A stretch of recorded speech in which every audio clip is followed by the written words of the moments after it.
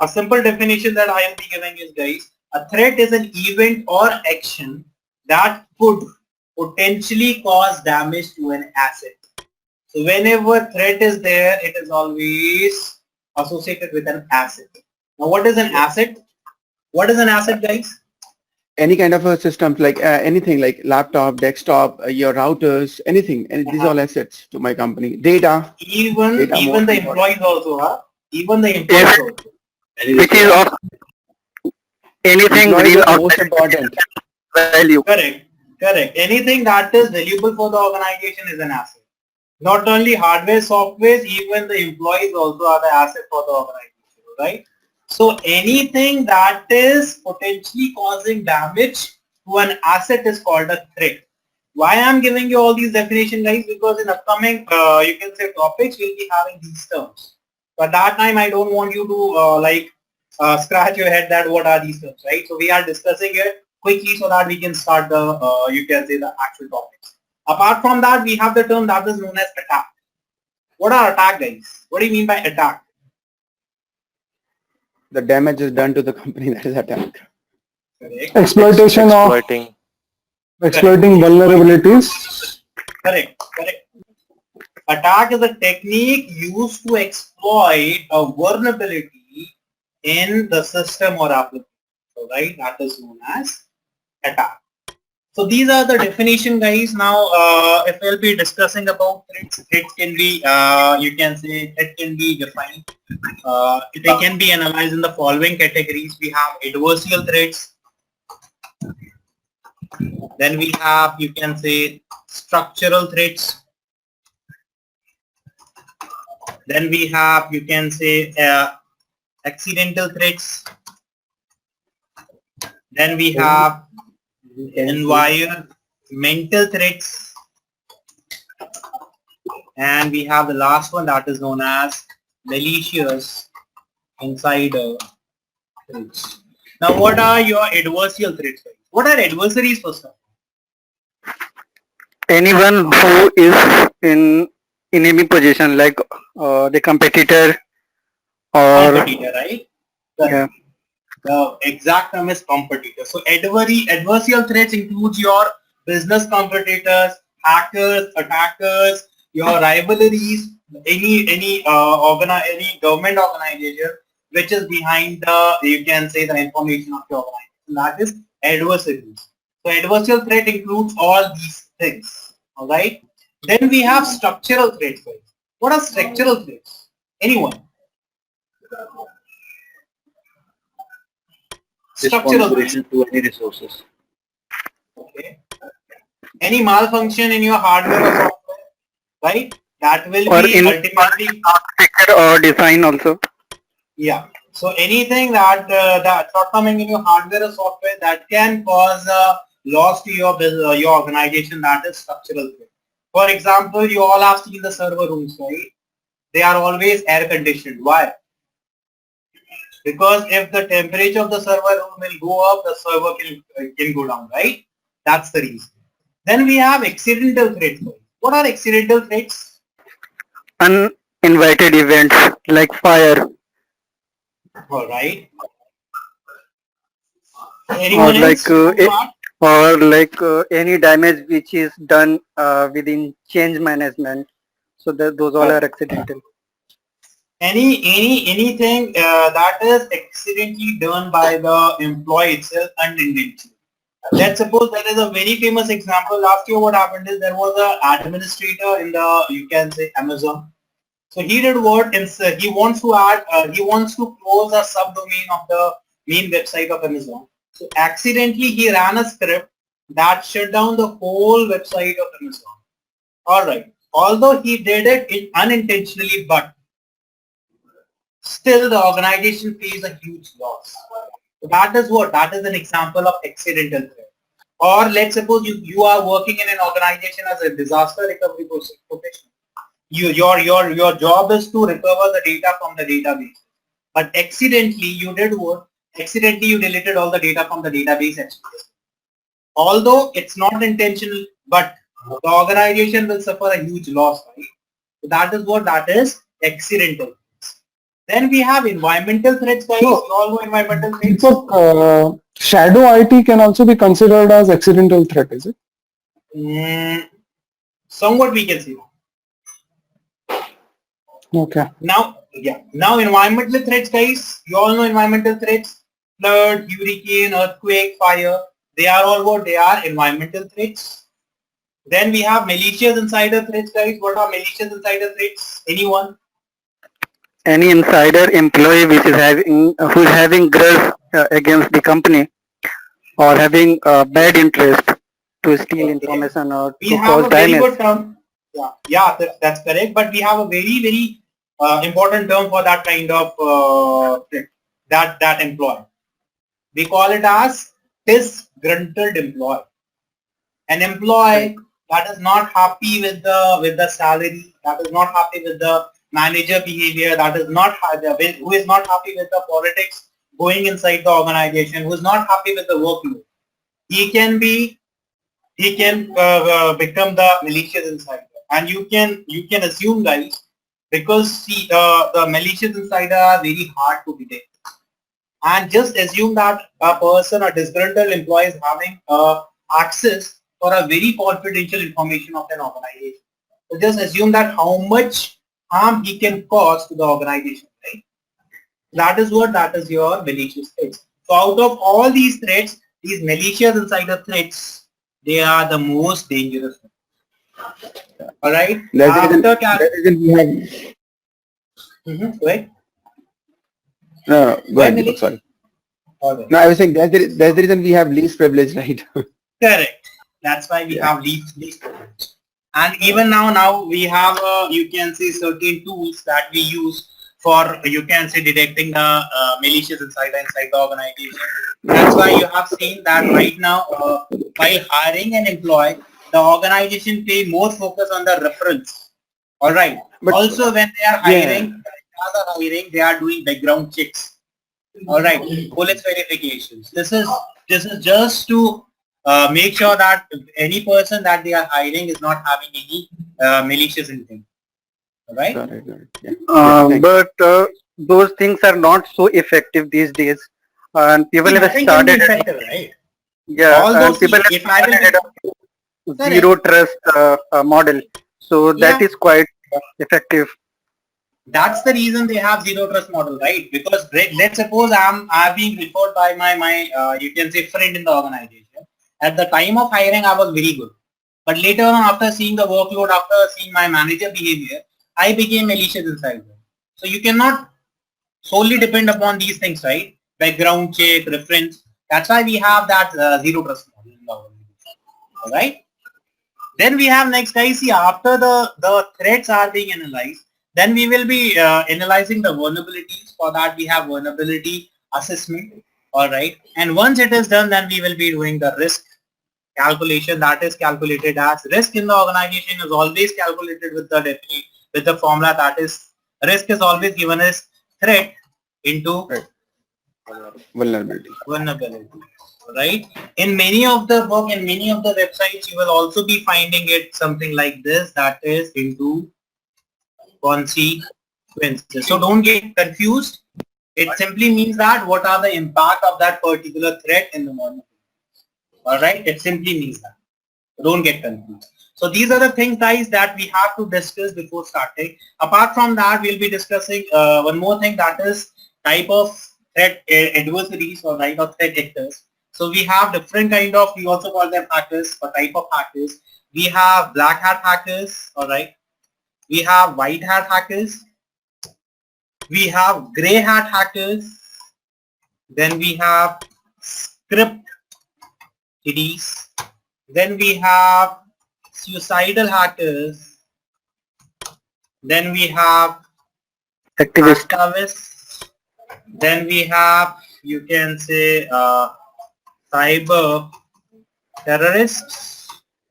Then we have one more that is known as state sponsor.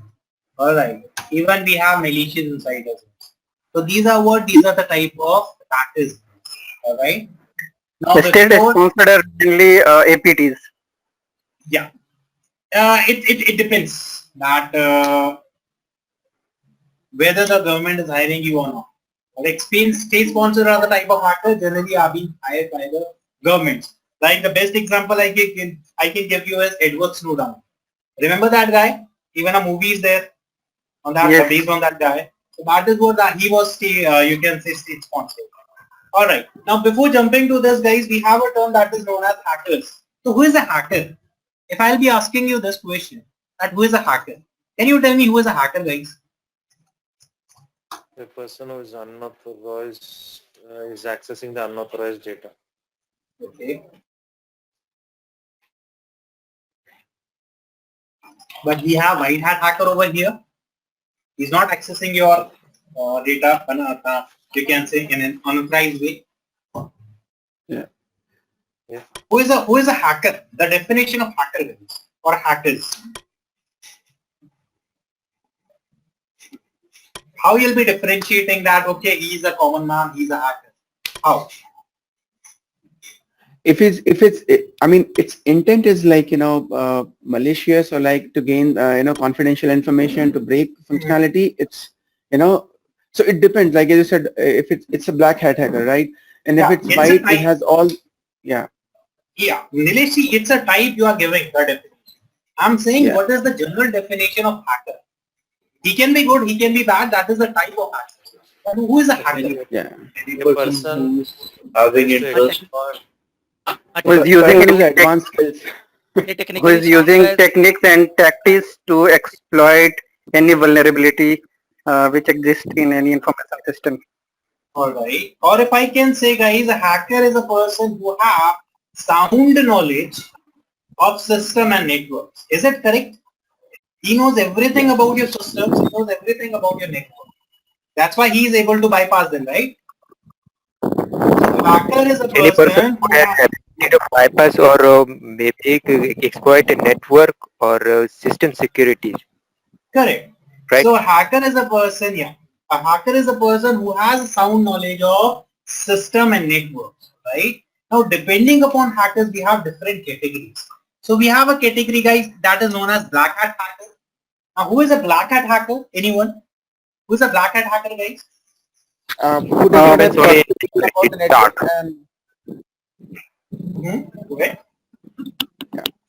the person who does not have any information about it, and he can do the attack from, with his skills from the outside.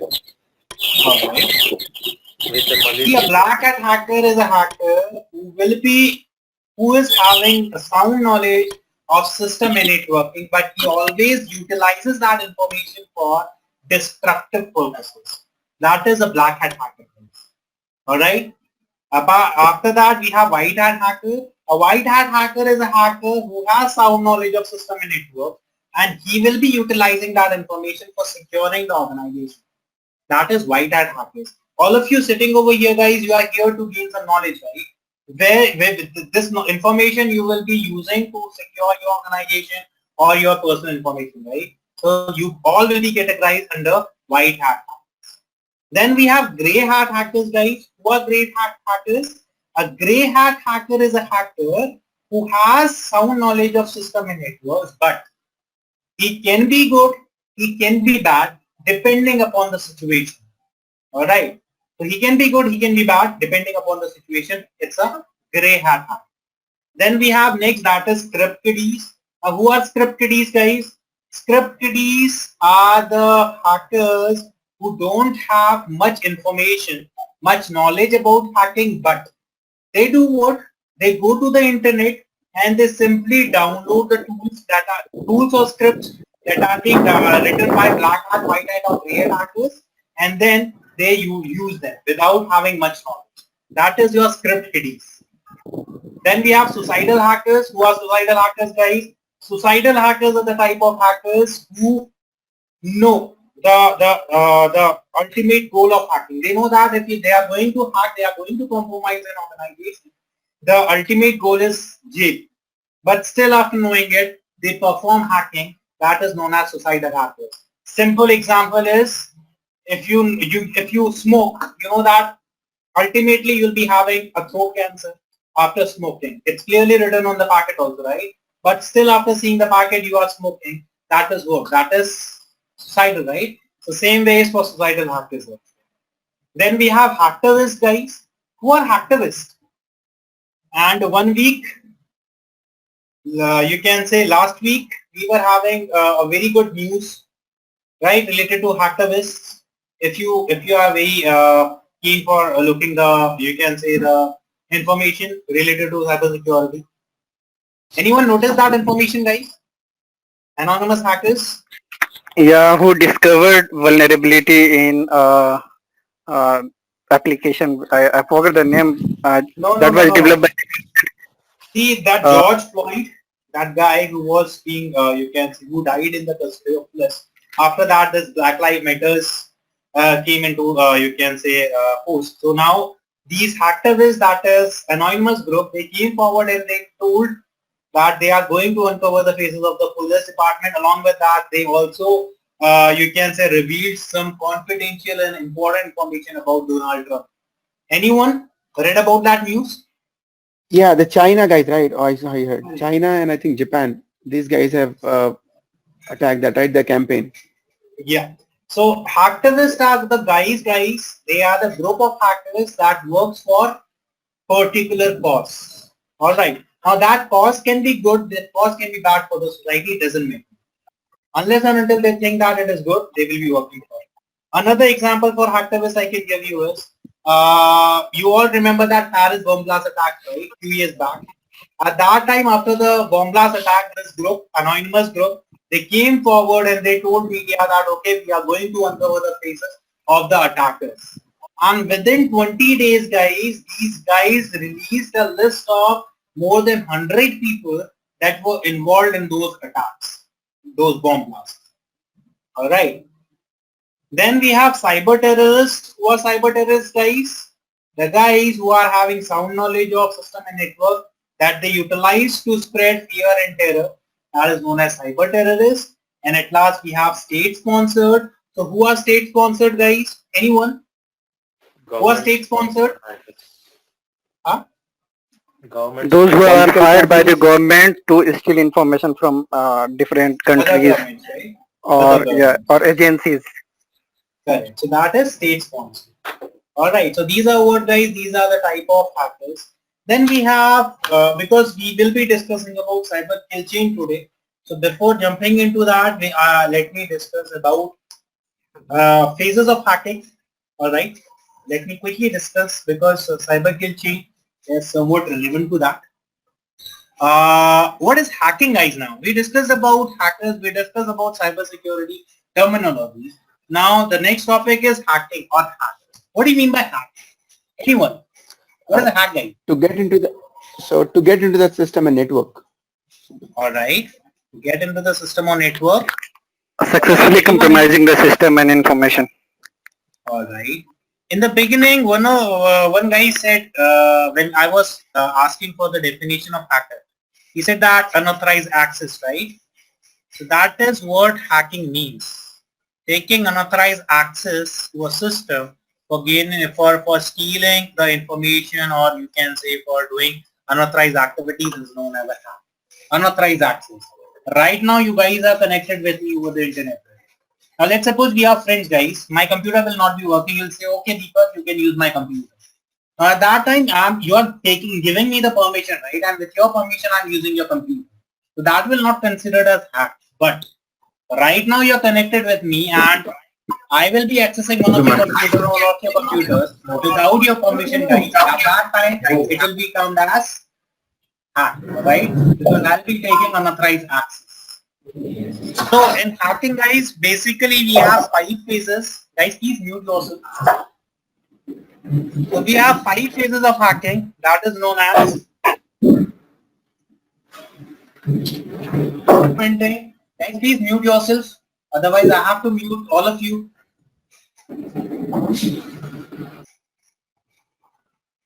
We have the first phase that is known as footprinting. We also call it as reconnaissance, guys. Now, what is footprinting or reconnaissance? Anyone? To get this information, like, to gather the information, basically as much as information that you gather to attack. Correct. See, footprinting or reconnaissance is considered as one of the important and the first and the most important phase of hacking, guys. In this step, you will be collecting as much information as you can about the target. Alright. For example, guys, a simple example I'll be giving you. Let's suppose my name is Deepak, alright? My name is Deepak Bhatt, and let's suppose you all are hackers. Now if I'll be saying, guys, that okay, you have to compromise this person's account, what you'll be doing? What you guys will be doing? Will you open your laptop and start compromising my account? No, right? I will No, collect all right? your data. Correct. You will be collecting all the information related to me because, guys, see, if I will be considering this as a world, now in this world there are millions and billions of people with the name Deepak Bhatt, right? So you will be doing what, guys? You will be collecting the information about me. After collecting some information, you'll get to know that okay, out of this whole world, Deepak Bhatt lives in India, in India, right? Now India is also a very big country with crores of people with the same name Deepak because it's a very common name, right? Then you will be further collecting the information about you. Then you will get to know, okay, out of India also Deepak lives in a city that is Delhi. Now guys, Delhi is also a very big city. So what you'll be doing? Now you'll be collecting further information and you get to know that okay, in Delhi, Deepak Bhatt is living in Delhi.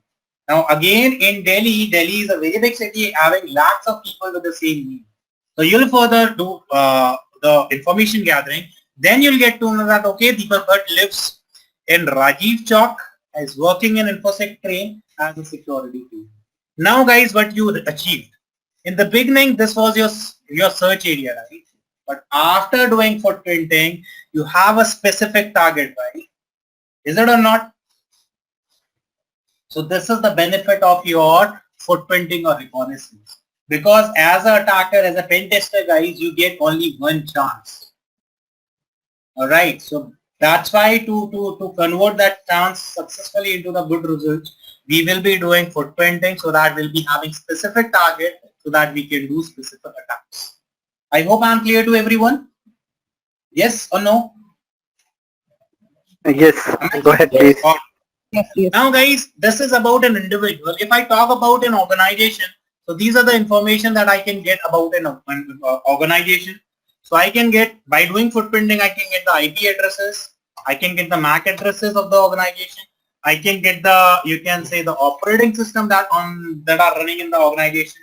I can get the information about Email the addresses. Yeah, I can get the information about the network architecture. I can get the information about the email addresses. I can get the information about the phone numbers. I can get the information about the geolocations. Alright. I can get the information about the employees. Alright. So these are the information that I can get, guys, just by doing information gathering about an organization. Alright. Is it clear? I have not done anything, but I have collected so much important information, guys. Using some of the information, even I can perform the attack like social engineering. Alright. Then after doing footprinting, we have the next step that is known as scanning. So in scanning, you will be checking whether the host is live or not. Then you will be checking that which ports are running open, because ports are what? Ports are the gateway through which computer provides its services. So you will be checking the ports. After getting the ports, you'll get the services and you will be looking for the vulnerable services. Alright. So that is your scanning. Now, how many ports are there if I ask you guys? How many ports are there? 65,536. 65,000. 65535. Alright. This is the number of ports we have in a computer system. Now, ports are what? Ports are the gateways through which computer provides its services. Alright. So ports, likewise, we have port number 80. That is for HTTP, right? Similarly, we have port number 443, that is for HTTPS. So this is your port, this is your service. So ports are the gateways through which computer provides its services. Why we are looking for ports? Because we'll be finding the service and later on we'll be finding the vulnerability in those services so that we can exploit it and we can get the access of the systems. Once you have done the scanning, guys, then we have the next step that is known as gaining access. All right. Exploiting the vulnerabilities to get inside is known as gaining access. Then we have big step, that is maintaining access. What is maintaining access, guys? It is also known as going the by taking the elevation, correct. privilege. If I will be taking the access of, let's suppose I will be taking the access of Nilesh computer right now, okay? Now, if I am inside Nilesh computer, I don't want Nilesh to be the owner. Why? Because if Nilesh will be the owner, first thing he'll be doing is he'll throw me out, right? And that I cannot accept because I have not done my actual work, because of which I have, you can say, exploited Nilesh computer. So what I'll be doing, guys, is in maintaining access, I will be installing certain kind of malwares into Nilesh computer so that I can take the access of the computer at that particular time. And if I want to take the access in future without Nilesh's permission, I can take the access. All right. So for that, we install certain kind of malware. Then we have the last step, that is known as covering tracks. Again, guys, it's a very, very important step. Why? Because in this step, you will be removing all the traces of compromise. All right. Whatever you have done from step 1, that is footprinting, till covering, till maintaining access. See, all the devices over the network, whether it be your system, whether it be your switch, router, firewall, IDS, IPS, your web browser, your web application, your server, your database. All these devices, they do what, guys? They generate logs. And logs are treasure trove for forensic guys. Alright. So if a forensic guy will be getting the logs, so obviously he can easily catch you, right? Is it or not? So as a hacker, you don't want to get caught. So you will be doing what? You will be removing the logs. You will be covering your tracks. So in covering tracks, either you will be manipulating the logs or either you will be deleting the logs. In your system, if you will be searching for logs, guys, these are the logs. You can search the logs in your system from the you can say setting, that is event viewer, and these are the logs, guys. See, I have application logs, I have security logs, setup log, system log, forwarded events log. For applications, I have 37 logs, so 37,000 logs. These logs will be containing all the information, all right, related to application. The security will be containing the information about how many times I have logged in, logged out, how many times there was unauthorized access that was being prevented by the system. Everything will be given over here.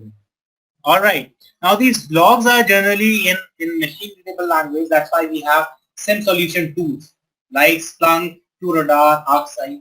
So we insert these logs into those SIM solution tools and we get the information, right? That information is given to your, you can say, your different teams in the organization, whether it be your incident handling or your forensic guys, and then we do further investigations. All right. So I hope this is clear to everyone, guys. Any question, any doubt on this? It's clear? If you want to take the screenshot, you can take the screenshot, guys. Can I remove it? Yep. All right. Now we'll be discussing about the topics, guys. That is, we'll discuss about first thing, that is data, information, and intelligence. So what is the difference between these three things, right? What is the difference between these three things? That is data, information, and what is it, guys? What do you mean by data? What do you mean by information? What do you mean by intelligence? Anyone? Data is like, Deepak, it's any kind of a confidential information, like at the top level, this kind of, I should say, data. Data is raw thing. When it is processed, it gives information. Correct. Data is raw, guys. Let's suppose if I'll be writing this, something like this. If I'll be writing something like this, 9th June. I can say it is a collection of facts such as numbers, words, measurement, Correct, observations, correct. descriptions of things. Correct. It's in raw format, right? Without having any meaning. Right now I have written these dates, guys, over here. Can anyone tell me what example I'm giving? Is it data? Is it information? Or is it intelligence? What is it? It's raw data, It right? is data. It Yeah, is it's raw data, data, right? and it is also giving information that it's date. Now guys, see, this is raw data. If I will be mentioning now that, okay, on 10th and 11th June, you'll be having holiday, right? Now, is it looking something relevant to you? Is it or not? Now it is having some meaning, right? The dates, along with that dates, I have some meaningful information. Is it or not? So data is always in raw format. When you will be processing that data, it is converted into information. And once you will be analyzing that information, it is converted into intelligence. All right. Your intelligence will be giving you in-depth knowledge of the subject. All right. Is it clear? That is the difference between data, information, and intelligence. I hope I'm clear to everyone, guys. Yes, boss. Yeah. Yes. Now guys, what is the advantage?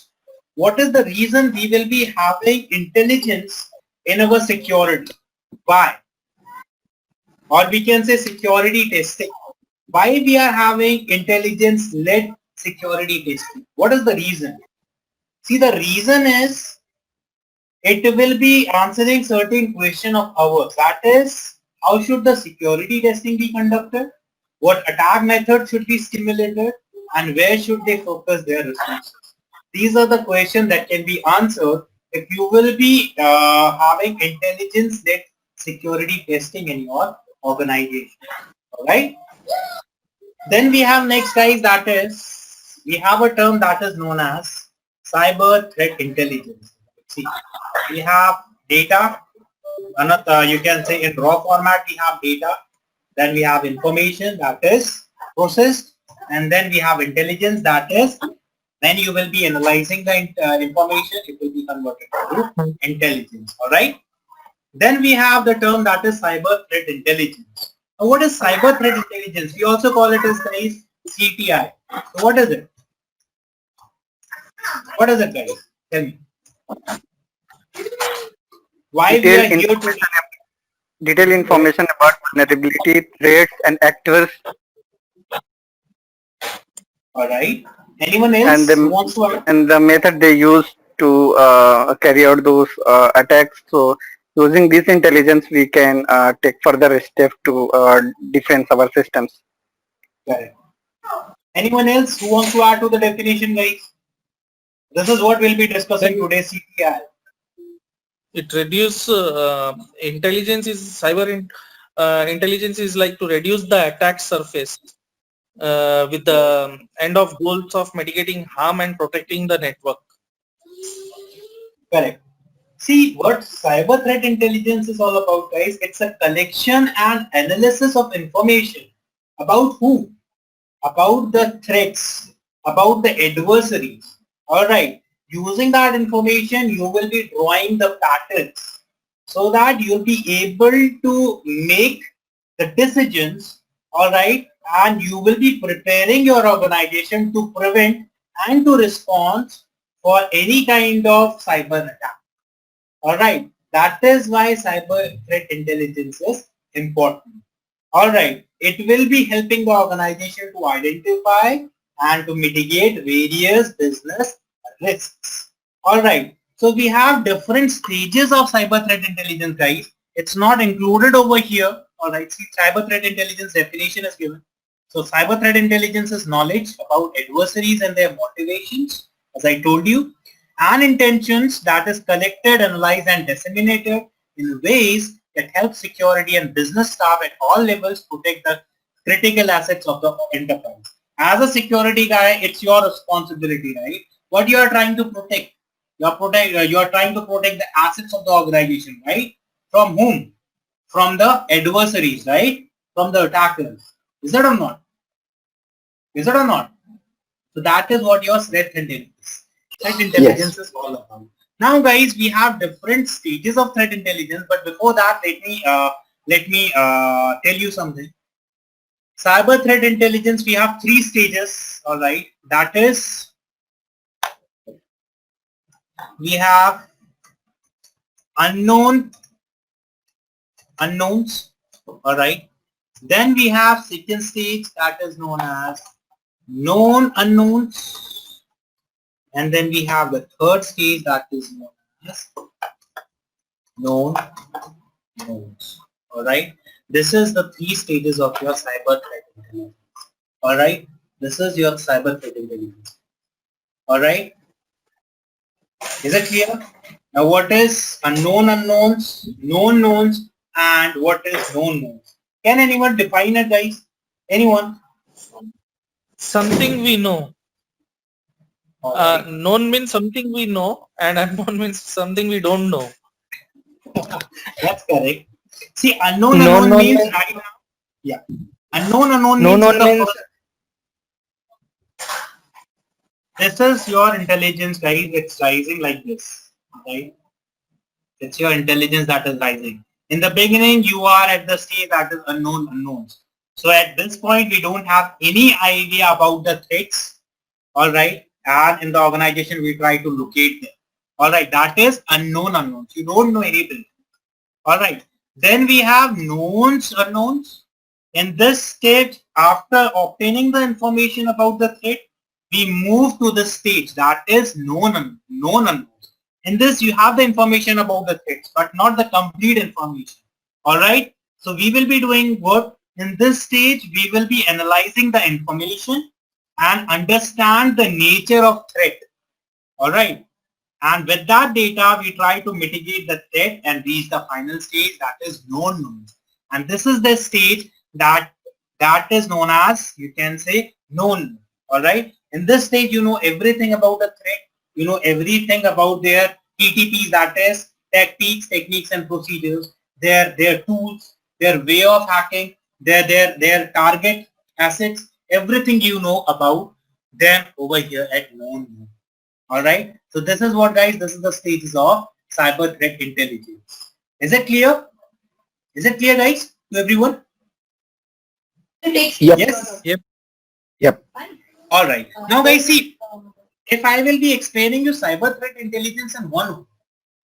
See, as a security guy in the organization, we all want, right, that whatever attack is coming to our organization or whatever attack can be done to our organization, as a security guy, you want to get the information of that attack in advance, right? Is it or not? So that you can save your organization from various business losses. Yes or no? This is all about your cyber threat intelligence. In this, you will be having the information about the attacker. Because see, no two attackers are having the same, you can say TTPs, the way of doing the attack. Let's suppose I'm doing an attack that is malware attack, and you are the attacker who is doing email attack. Or there is another attacker who is doing cloud attacks, right? Now, we all are having different approaches for doing the attacks, right? So in this cyber threat intelligence, we'll be categorizing these attackers so that in organization, if any kind of attack is done, we can easily go to the intelligence. We can get the information about that particular adversary. And that information, that intelligence will be helping us to mitigate that attack, all right, or to respond to that attack in a very short period of time so that we can prevent the organization from various kind of losses.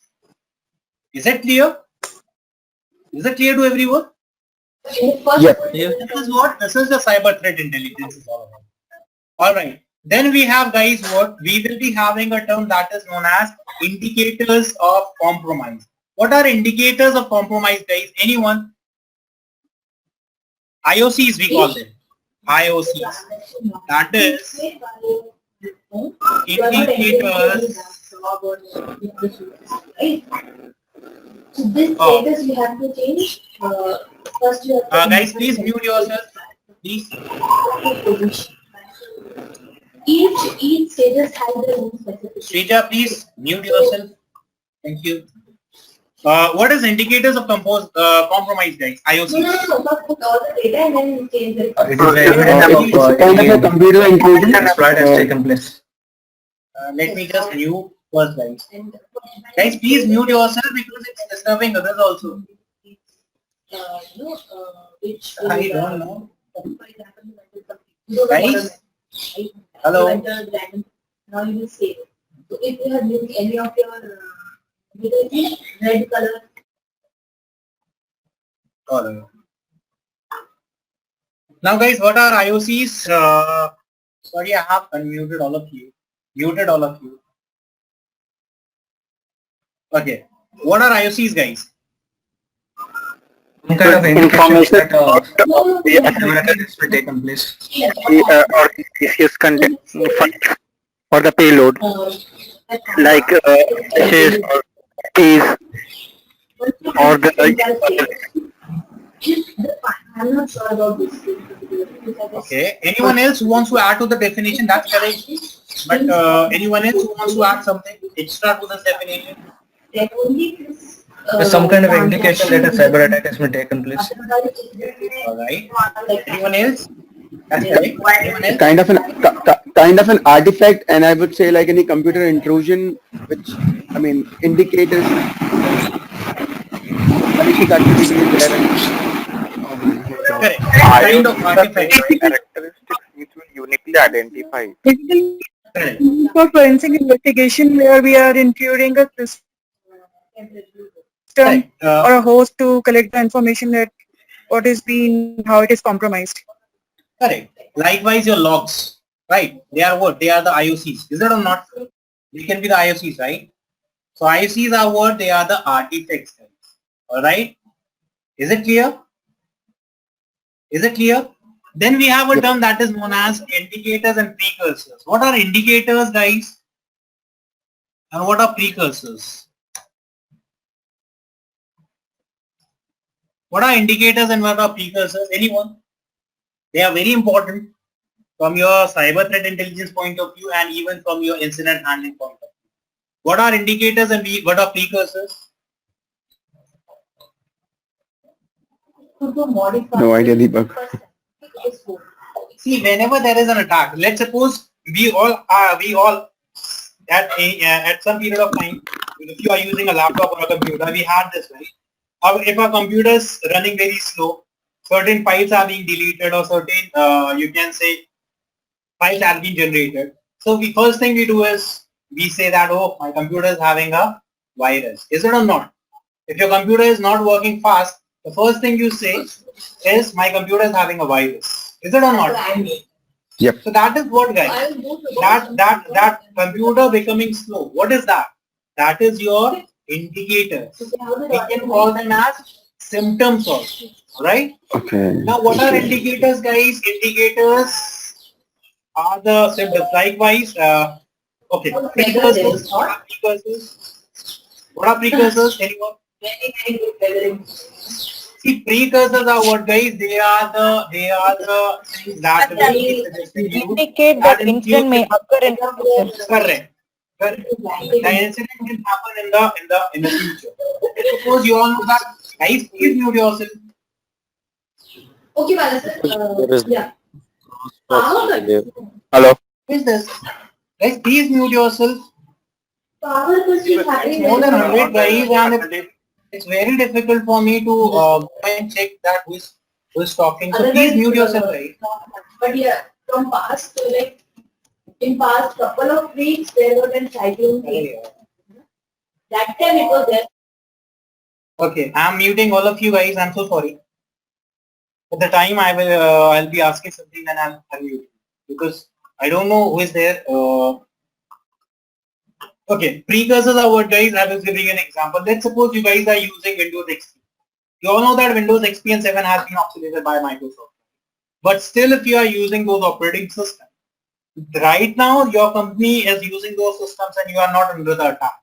But these precursors will be doing what? They will be suggesting that since you are using those operating systems, so you can be, or there is a possibility that you will be attacked in future. These are your precursors. Indicators are what? Indicators are the symptoms that you are already under the attack or the incident has already taken place. If I take the example of this COVID-19 situation, alright, What are precursors? Precursors are if you are not using the mask, you are roaming in the market without any mask, without using hand sanitizer, you are touching the people, you are not maintaining social distancing. It clearly says that you can have the COVID-19. Is it or not? Is it or not? That is precursor. And what are the indicators? If you are having fever, headache, or you can say problem in breathing, or anything like that, that are symptoms that you already have, or the COVID-19 is there in you, right? So that is what that are indicators. So these two things plays a very important role in your threat intelligence and in your, you can say, incident handling. I hope I'm clear to everyone. Anyone having any doubt or question, guys? Yes, Gita, tell me. Anyone? Sorry for holding you. Alright. So guys, please mute yourself for right Hello. at the time you're not having the, you can say, still. Okay. Then we have next, guys, that is stages of cyber threat intelligence. So we have the stages, guys. We will be having a plan and directions. We'll be having collection process, that how you are going to collect the data, then how you are going to process it to convert it into information, and how you are going to analyze it so that you'll be converting it into intelligence, then how you are going to disseminate, or we can say how you are going to share that information with other organization, or how you will be taking the information or intelligence from other organization for your own use. Alright, so this is what are the stages of your cyber threat intelligence. Then we have planning and direction. We'll be discussing about these stages one by one. So what is planning and direction, guys? See, whatever team we are having in the organization, whether you are incident handling team, you can say vulnerability analyst team, we have blue team, we have red team. Okay, before discussing that, can I ask you that how many teams are there in the organization, guys? How many types of teams are there? Anyone? Red team and blue team. Okay, we have a red team. We have Purple team. I think white. Someone said white team as well. okay. Okay. Generally, we know about these two teams only, right? A red team and blue team. Is it or not? Generally, we have this idea. A red team is for pen testers and blue team is for the security, right? We have this idea. Is it or not, guys? Correct. But we have other teams also in the organization. That is, we have blue team, we have red team, we have purple team, we have white team, we have green team,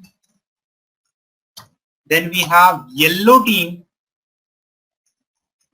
and we have one more team that is known as orange team. So these are the type of teams in the organization. If you want to note it down, you can note it down. Alright, because generally we have the information about these two teams. Now what is red team, guys? Red team, you can say, you also call them as security breakers. Alright, you can call them the breakers. So they are what? They provide offensive security. Then we have blue team that provide defensive security. We also call them the defenders. Then we have purple team. So we will be doing what? It will be integrating defensive techniques with offensive result. Alright? That is what? That is your purple team. Then we have white team, guys. So this is what? This is the management of analyst, compliance and logistics. That is white team. Then we have green team, guys. What they do? They enhance security automation with design and coding. That is green team. Then we have yellow team. So what are yellow team members? They are the software coders and the architects. So we also call them the builders. Alright. And at last we have orange team, guys. So they are what? They will be facilitating the interaction in the education, or you can say the team that arranges the, you can say, the cyber security awareness training and other things in the organization. That is your orange team. Is it clear to everyone? Is it clear? Now guys, in the organization, see, whenever you are going to develop a threat intelligence scheme, always you should be having the objective, the goal, that why you are having the, you can see, the threat intelligence scheme in the organization. right? All right. Then you have to convince your management guys that okay, this is the team, this is the benefit of this team. We can achieve these things by if you'll be having threat intelligence in the organization. These are the benefits, these are the pros, these are the cons, right? After that, once you have planned it, then you will be developing the policies. Then you will be submitting those things to the, you can say, to the management team, because managing team is also known as strategic team. So that team will be taking the decisions that whether they are going to allow it or not, because it will be including the budget. So that all things will be included over there. That's why that all comes into your planning and direction. All right. So planning and direction is the first stage, guys. It's about setting goals for the threat intelligence program according to the organization core values. It involves understanding of important information assets that must be prioritized. All right, like credit card and financial account data, personal information, confidential business information. All right, these are what? These are some high-level assets that should be protected. And you should be determining which adversaries might target your enterprise. So depending upon your organization type, you will be having a threat intelligence team in the organization.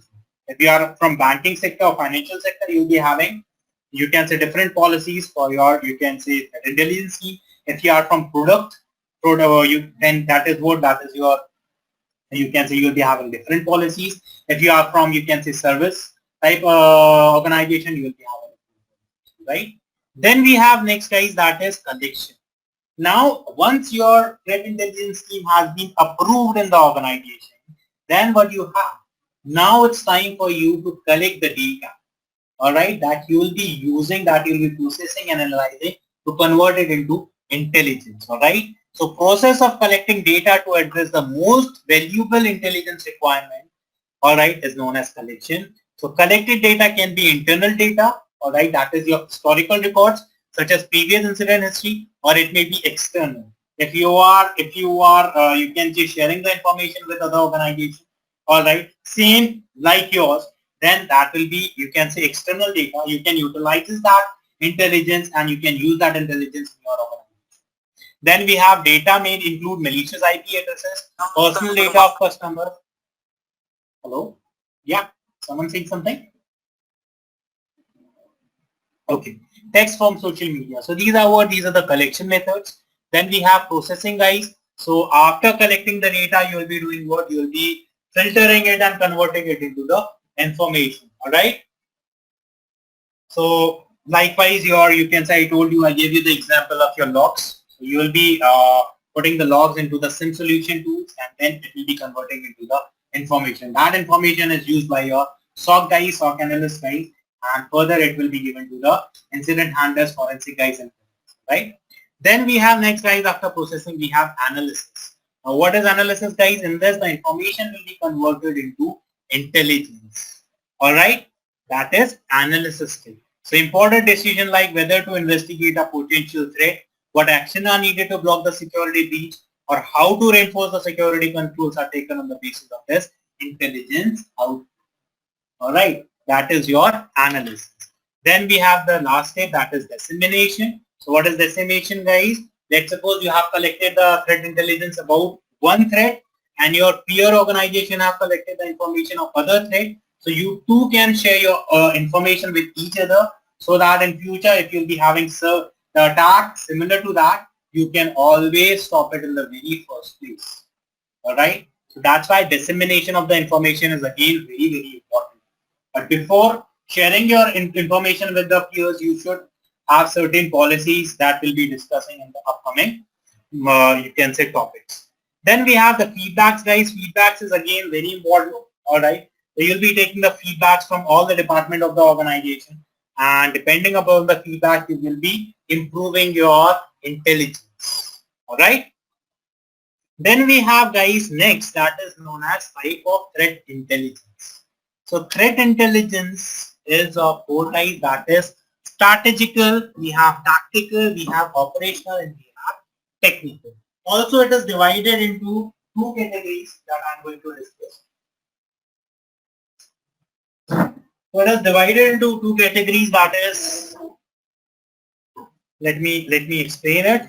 So you can say it is divided into long-term high level and short-term low level. All right, that is your threat intelligence is divided.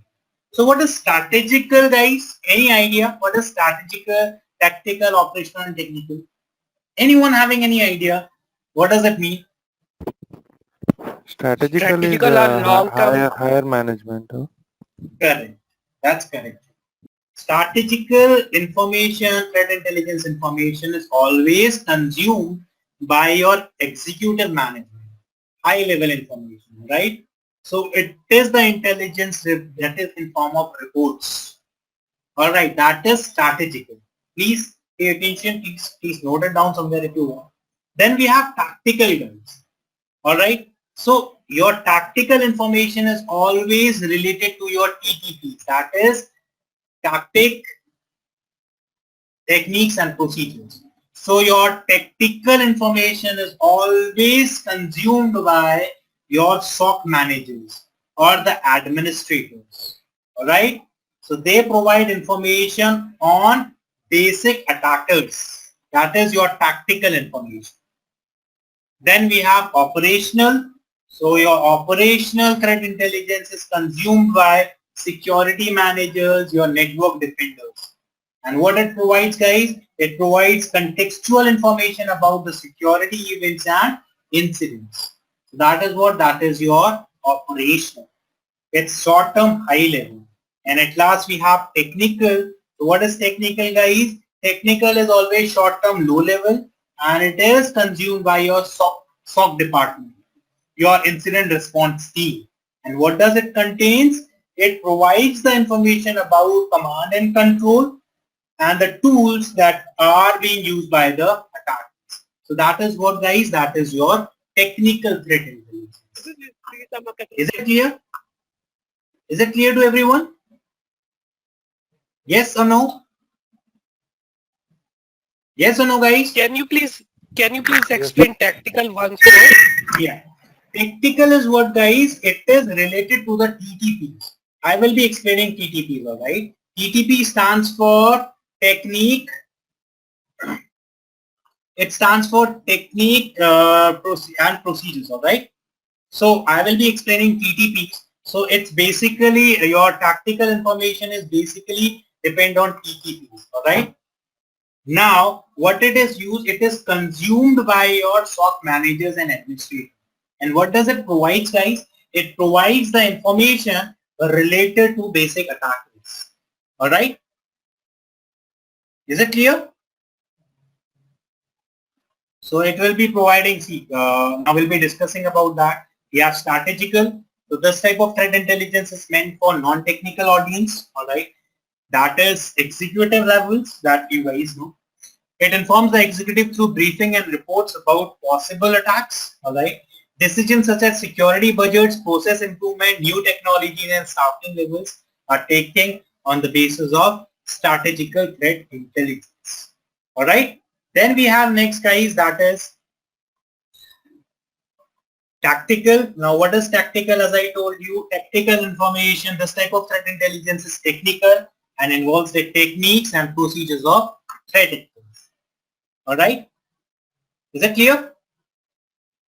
Then we have insight into organization understanding of how they have been and can be attacked and how they can be mitigate the attack. It is consumed by, as I told you, SOC managers and the administrators. That is tactical information. All right. Then we have the next one, guys, that is known as operational. So what is operational information intelligence? Operational intelligence is always consumed by security managers and network defenders.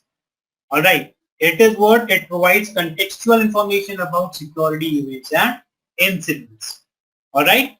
Then we have next, guys, that is technical. So technical intelligence is consumed by a SOC staff and incident response team, and it provides information about command and control, tools that are being used by the attackers and the resources.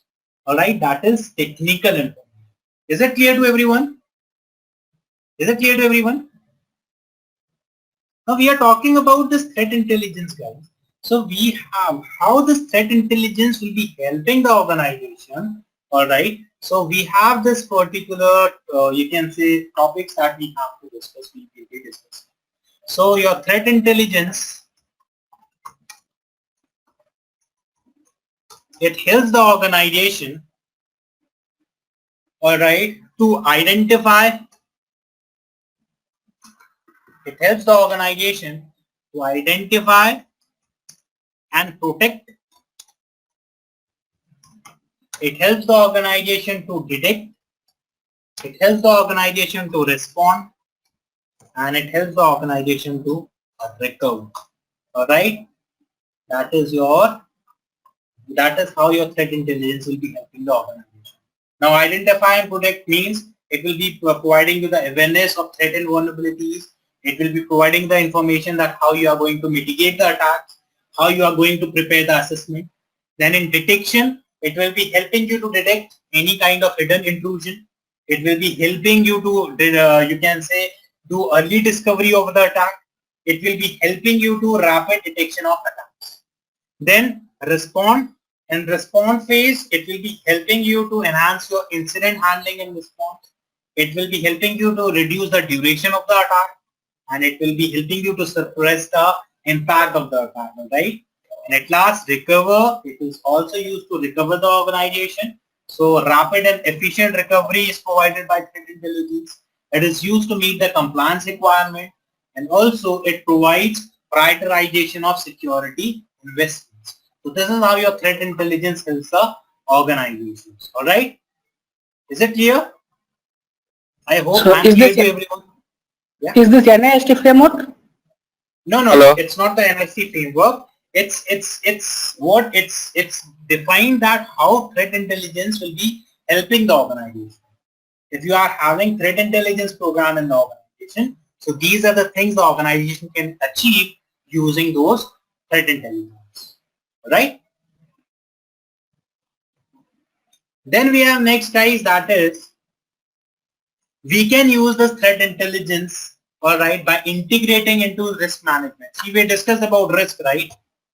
We discussed about risk in the very beginning, and I told you we have risk management. In this we have three phases. That is, we have risk identification, then we have risk analysis, and then we have risk mitigation. This is what you can say risk management is all about. So risk identification means in this you will be detecting the threats, you will be determining the vulnerabilities, and you will be determining the assets. Depending upon that, you will be performing risk identification. So once it is done, then you will be performing risk analysis. It's of two types, that is qualitative and quantitative. Qualitative is always subjective, and quantitative is always dollar based, right? In which we have the terms that is SK, AB, EF, right? Then we have the last one, that is risk mitigation. So this is what, guys, in risk mitigation, we after calculating the risk, we will be determining whether you will be avoiding the risk, whether you will be accepting the risk, whether you will be transferring the risk. All right. So these are the things that you will be determining in risk mitigation. Is it clear? So when you will be implementing threat intelligence into, you can say, risk management, it will be helping you a lot. Similarly, you can integrate threat intelligence into SIM solutions. All right. So it will be helping the organization to quickly, you can say, detect the attacks. All right. It provides real-time support to the SOC guys. It will be providing contextual information that will be speeding up the triage of alerts. It will be enhancing the threat tracking process, and it will be helping to uncover unknown threats. Okay, we have a term that is known as, you can say, triage, guys. Can anyone tell me what is incident triage? Anyone? We have a term that is incident triage. So we do three things in incident triage, that is. Is it confidentiality, integrity, and availability? No. Incident triage. So we have this incident Identify, triage. detect, Regarding the it is related to identify, detect. It's validation. It's the first level of investigation on any incident. Correct. You will be verifying, that is verification. After verification, you will be doing what? You will be performing classification, and after that you will be performing prioritization. Alright, because you have to prioritize the incidents also, right? So these three steps are known as incident triage. Alright, so you will be doing what? You can integrate threat intelligence into incident handling also. Guys, you know what are different steps of incident handling? All of you know it? Yes. All of you know it? Or some of you know it? If all of you know it, I'll not be discussing it. If some of you know it, let me quickly discuss. What are the steps? Do you want me to discuss them? Let me tell you that what are You will be better to discuss. Yes, sir. Yes. Just give a focus. Alright. So we have 9 steps of incident handling, guys. Alright. According to NIST, we have 4 or 5. According to other organizations, we have split over. But if you will be describing the NIST one also, if you will be, so you can say expanding them, we have total 9 steps of incident handling, right? So what are the steps? First is your preparation. After preparation, we have recording of the incident. After recording, we have the step. What is the next step? Anyone? After recording, what is the step, guys? Classification. No. No. Analysis. Identification. Okay. Anyone else? Right, guys. Think. We have preparation, then we have recording. After recording, guys, we have the term that is triage. Okay.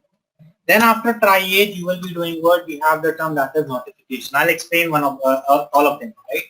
After notification, we have the term that is known as containment. After containment, we have the term that is forensics. After forensics, we have the term that is eradication. After eradication, we have the term that is recovery. And after recovery, we have post-incident activities, in which we have the following activities. That is, you will be defining lesson learned. You will be changing the security policies or review security policies, and also you'll be taking the permission from the organization and whether you want to you can say reveal the information into the you can say media or not. All right, so these are the steps, guys. So what is preparation, guys? In preparation, you will be forming the incident handling team, you'll be hiring the guys, you'll be setting up the labs, the workspace. All right, apart from that, you'll be designing the policies and you'll be taking the permission from management. All right, once the management approves your incident handling team, because they are the guys who will be approving the budget, right? After preparation, let's suppose there is an incident took place in the organization. Now what is incident, guys? We are talking about this incident handling. So we have a term that is incident. What is incident? Anyone? Negative event. Okay, we have a term that is known as event. What is event? Deviation from baseline is called incident. All right. Anyone else who wants to add to this definition? Yeah, so incident Disturbing the business. any kind of incident is unintended multiple adverse event happening on our system or network.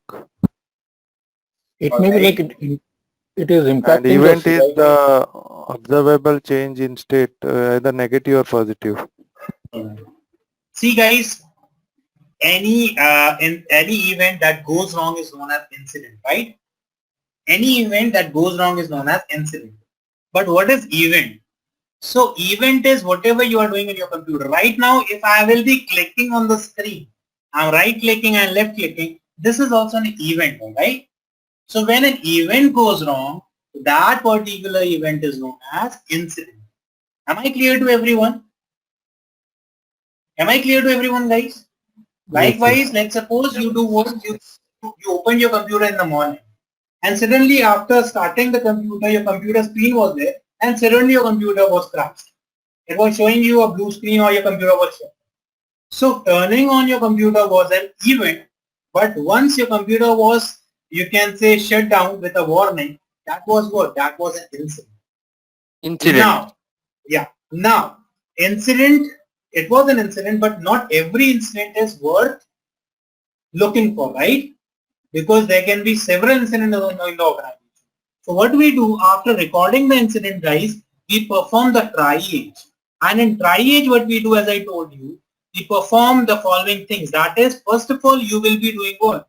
You will be verifying that whether the incident that has been reported to you is actually an incident or not, whether it is worth responding or not. That is verification. After you verify that, okay, it's a legitimate incident, then you will be classifying it. Alright, that is classification. That what kind of incident can be. It is a malware incident, it's an email incident, it's a web application incident, or it's a cloud incident, or it's a malicious inside incident, right? So that is classification. And after classification, you will be doing what? You will be prioritizing. Alright, so you will be prioritizing it. That, let's suppose there are 4 incidents that are occurring in the organization. So it's your responsibility to prioritize that which incident you will be taking first. So that prioritization is done again according to the critical assets of the organization. Right?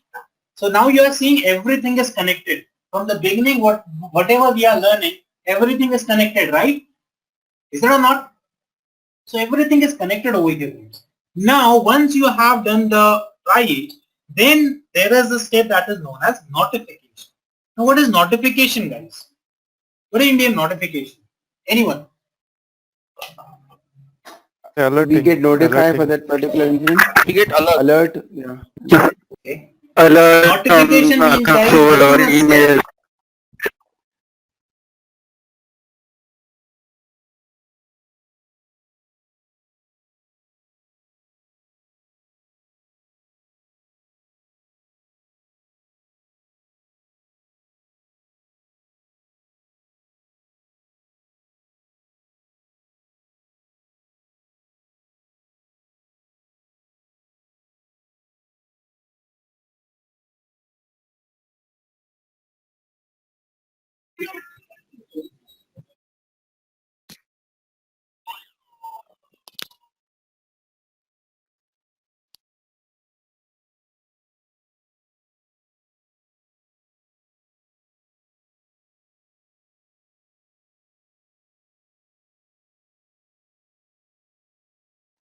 Deepak, we can't hear you. It's not audible.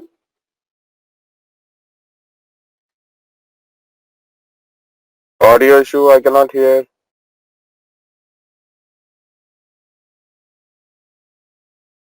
Am I audible to everyone? Intermittent voice is coming. Sometimes coming some. Now it is fine. Alright. No, it's fine. Thank you, guys. Alright. Now we have the term that is notification. In notification, you'll be informing your IAM management, you'll be informing the end users, and you'll be informing the stakeholders. Alright, that this incident has taken place. Also, you will be informing the other departments of the organization. Why? Because let's suppose, guys, you can say your sales team, they received a mail. That mail was what? It was a phishing mail, right? And because of that mail, the organization suffered a malware attack. Now, as an incident handler, you got the information that, okay, there was a malware attack in the organization. So you will be informing, you will be notifying the other department, whether it be your HR department, finance department, IT department, or any other department. You will be notifying them that there is a mail that is coming to the organization and this is the mail. Don't open it because these are the consequences, right? So that is again a part of notification. Once notification is done, then you will be going for the step that is containment. Now, what is containment, guys? Anyone? What is containment? Isolation. Quarantine. And why we are doing it? To prevent the attack from spreading forward. Correct. To prevent the virus from spreading forward. Correct. To prevent the attack from spreading further, right? Now, containment, guys, is, let's suppose in your organization you have 100 computers. Out of 100 computers, 4 computers were infected with malware. So the first thing what I'll be doing as an incident handler is I will be performing containment step. That is, I will be isolating those 4 computers from rest of the network. The only approach is so that I can prevent the attack, that malware, to spread further to other computers also. Alright, that is containment. After you have done containment, then you have the step that is known as forensics. Now this is again a different field, guys. Alright, forensic analysis. In this we have different steps, that is identification, prioritization, alright, analysis, and then documentation. Different steps. That is forensics. Once forensic is done, because in forensics you will try to find out that who's the attacker, why he attacked the organization, and from where the attack is done, right? So the whole objective is to catch the culprit. Then after doing forensics, you will be going for the step that is known as eradication. Now what is eradication, guys? Getting rid of the incident. Correct. I gave you the example that 4 computers were having the malware. So in eradication, you will be removing those malware from those 4 computers. Alright, that is eradication. Then we have the next step, that is recovery. Now what is recovery, guys? Recovering from the incident by DRP or BCP. The damage that happened. Correct. You will be recovering the data or whatever data has been lost. You will be recovering that data. That is the step, that is recovery. Then we have post-incident activities, guys, in which we have the term that is known as lesson learned. Now what is lesson learned means? See, let's suppose you are working as an internal incident handler and there was an incident in your organization which as an incident handler you are not able to handle or not able to respond. So your organization called the, you can say, the external incident handler team like CERT, and they handle the incident. So later on your team will be sitting together and you will be discussing that what are the shortcomings because of which we were not able to handle this kind of incident. You will be discussing that how you are going to handle these kinds of incidents in future, how you are going to protect the organization. Alright, all these kind of things are discussed over here. Then you will be doing what? You will be reviewing the security policies and you will be making changes to those security policies. Alright, that is lesson learned. Sorry, that is security policy. And at last, you will be asking your, you can say, higher management that whether you will be publishing the report of that incident to the media or not. Because many of the organizations, they don't do it, guys. The reason is reputation loss, right? That is your incident handling. These are the type of losses the organization can have, guys. Let me tell you, these are the losses. It can be, tell me the losses according to you, the organization. Monetary loss. Or you can say reputation loss. Correct. Reputation loss, very nice. Then Economical loss. that is financial, I have written. Yeah, fine. Sorry, finance. Then Customer trust. That coming under reputation only. Reputation means your trust. Then we have next one, guys, that is we can have legal loss also, right? Then we have operational loss, and we have important one, that is data, right? So these are the losses the organization can suffer, and these are the things, guys, that as a security guy you have to prevent. So incident handling, guys, timing is very important. All right. So that's why we have a different topic in incident handling also, that how you're going to communicate if any incident has taken place in the organization, how you're going to communicate. Because Deepak, sorry to interrupt. In cases organization are compliant to GDPR framework, they'll have to disclose the incident in public. See, GDPR has their own norms. According to them, if any information related to the individual is lost by the organization which comes under GDPR, so they have to reveal that news within 2 or 3 days. It's a policy of GDPR. All right. Likewise, if you remember, GDPR has imposed a huge fine first Last year in 2018, it was on Facebook. Then later on in 2019, it was on British Airways. And later on after British Airways, it also imposed a fine on Marriott hotel chain. Anyone read about that news? So that was the news, right? What happened is some attackers, they compromised the databases and they retrieve the information, confidential information about the people. Because whenever you will be booking anything, let's suppose you book a flight. So at that time, you'll be booking the flight with your email address, with your personal phone number. You'll be booking it using your credit card or debit card. So you'll be putting your credentials over there, right? So all those things were lost. And GDPR is very strict in these kind of things, so they impose a huge fine. All right. So these are the losses, guys, and as a security guy, it's your responsibility to mitigate these losses, to minimize these losses. That's why we have threat intelligence in the organization. And if you will be implementing threat intelligence into incident handling, your incident handling overall process will be very fast. All right. Because after threat intelligence, you'll be having the information that who is the attacker, what is his motive, what are the assets he will be attacking, and what are the tools he'll be using. And since you already have this information ready in your hand, you can easily mitigate that, right?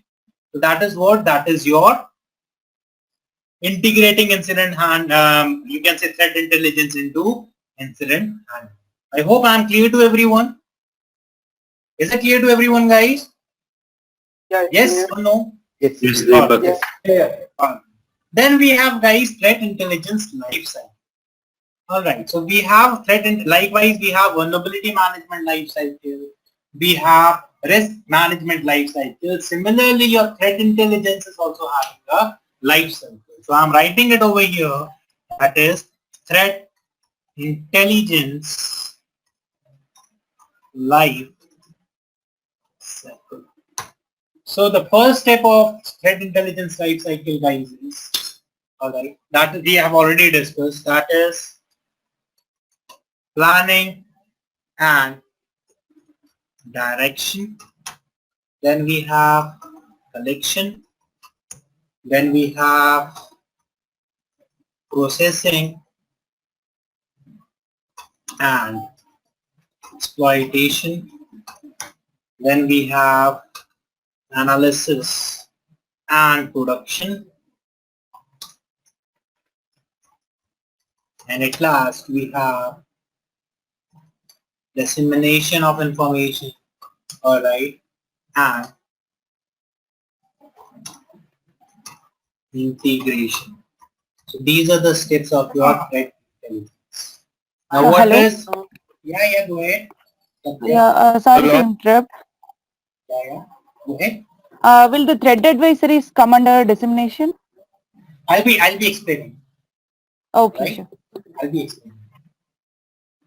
Now, guys, what is planning and direction? All right, we'll be discussing about them. So planning and direction includes defining your threat intelligence requirement, because every organization working is different, and because of that working, the attack that can be performed on the organization can be different. Right? So you will be defining the threat intelligence in the first step, that is planning and direction. Then we have make a collection plan. You will be planning that how you're going to collect the data, how you will be processing it, and how you will be converting into intelligence. Then you will be forming an intelligence team. Then you will be sending the request for data collection, and then you will be planning and setting the requirements for other phases. That comes under your step, that is direction and plan.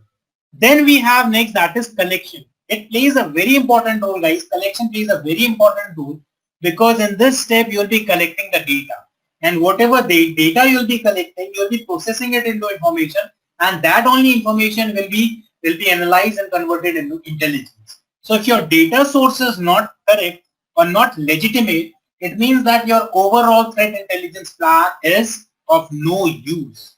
So that's why this collection process is also very important. You have to make sure that whatever data you are collecting, it is from legitimate source. It is, you can say, it is according to the objective of the organization, according to the requirements of the organization, all right? So your data collection modes includes OSR ID, that is open source intelligence. You can have, you can say human intelligence. You have imaginary intelligence. All right. These are the type of sources from where we'll be collecting the intelligence. Then we have processing and exploitation. So in processing and exploitation, you'll be processing the raw data and you'll be converting it into intelligence. All right. And then we have the step that is analysis and production. In this, you'll be combining the information and analyzing it to form intelligence. Now guys, your analysis is of 3 types. I'm writing it over here. Your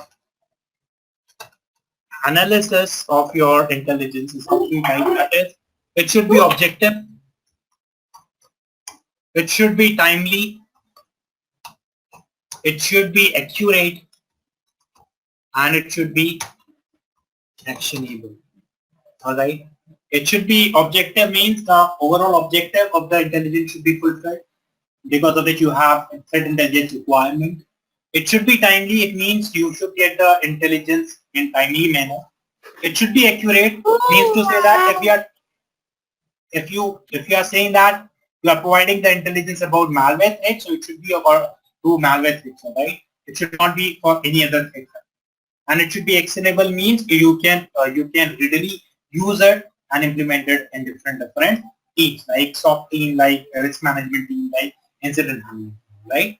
Then we have dissemination and integration, guys. In this step, you will be delivering the intelligence to different consumers at different levels.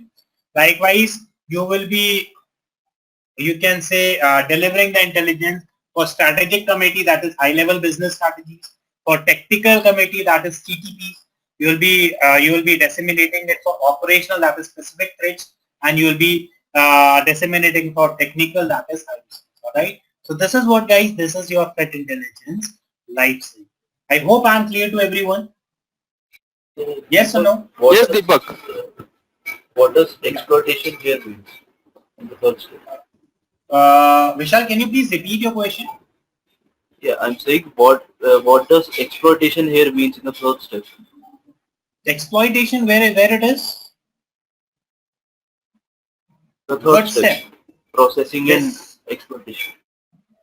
Yeah, you will be doing what? You will be converting the process data into usable format for data analysis. All right. That means processing and exploitation. All right, because your information will be used by, you can say, your pen tester teams also, right? So that you will be doing the exploitation analysis. Okay, thank you. All right. So this is what your threat intelligence life cycle looks like, guys. So you can take the screenshot if you want.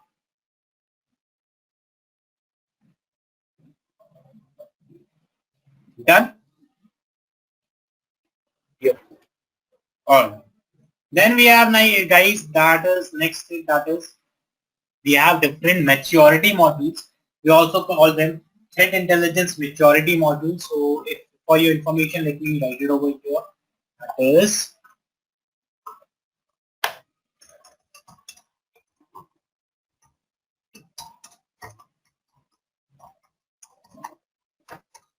now we have maturity level 0, then we have maturity level 1, then we have maturity level 2, we have maturity level 3, and we have maturity level 4. So total we have 5 maturity levels, guys, in the organization.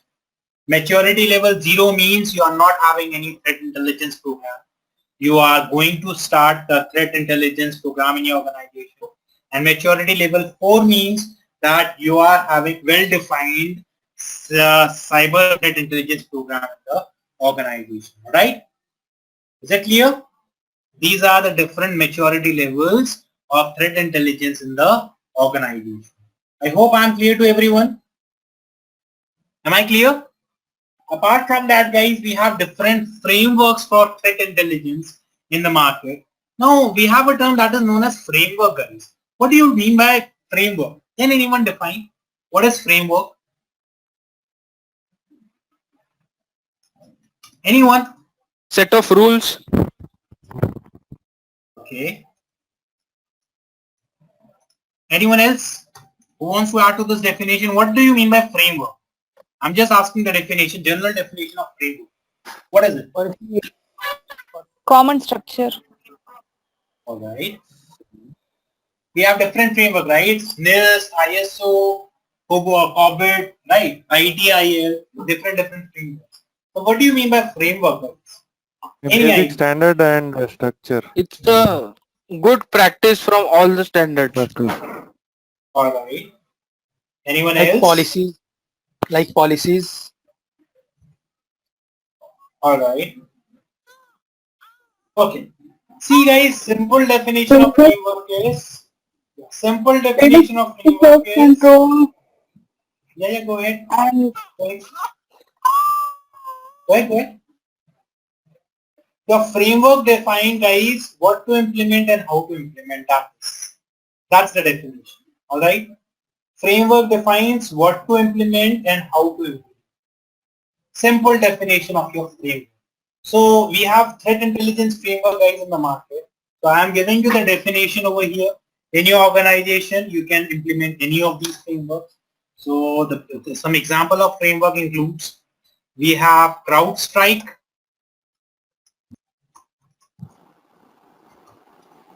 cyber threat so intelligence Deepak, solution. basically consists of controls and all. Yeah. So that what controls is applicable to the organization, then with that we can implement on the organization, right? Yeah.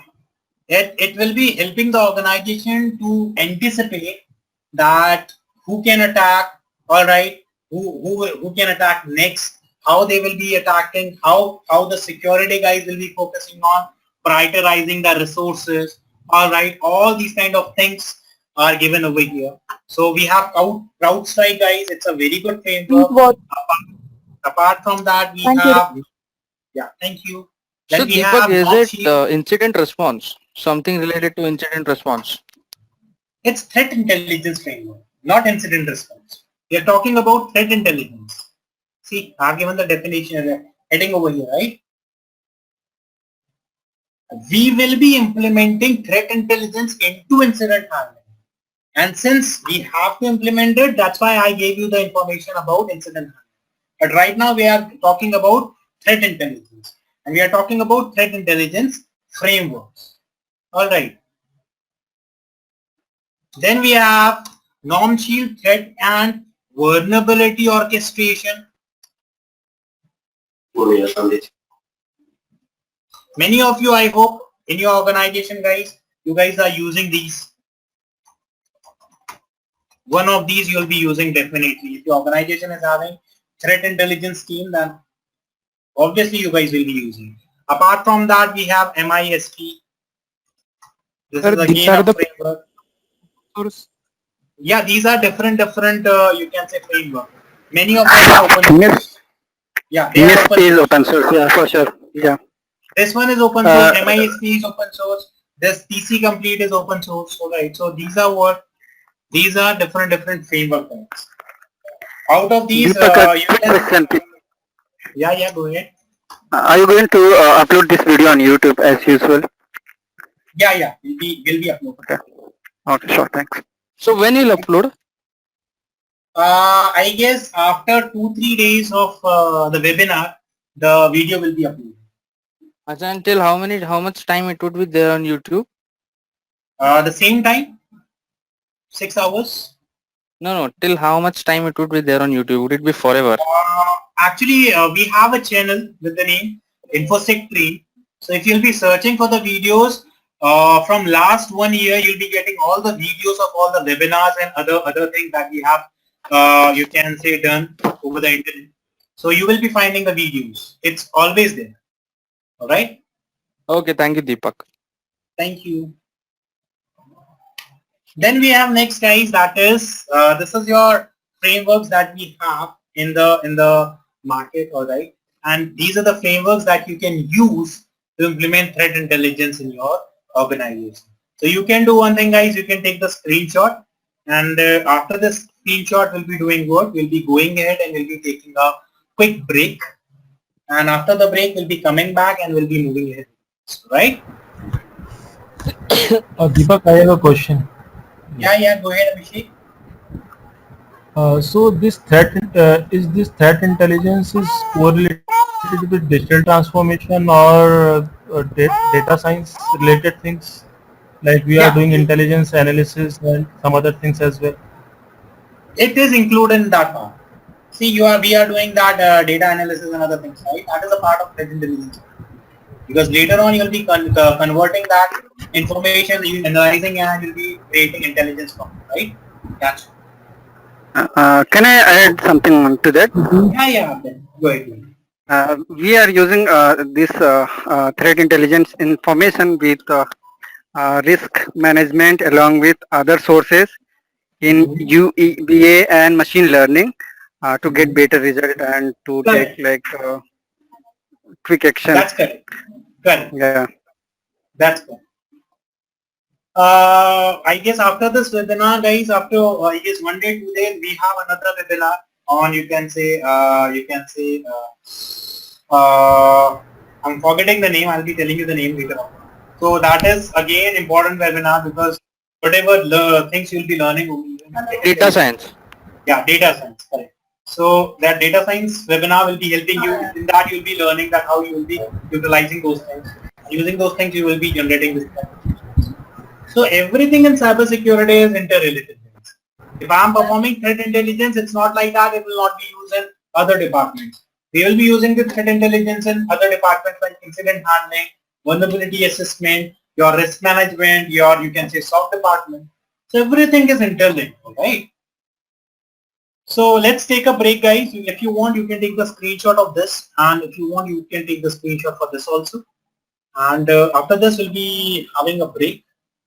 Let's take 15 minutes of break. Will that be fine with everyone? Alright. So guys, let's take a 15 minutes of break. Huh? Alright. It's fine, right?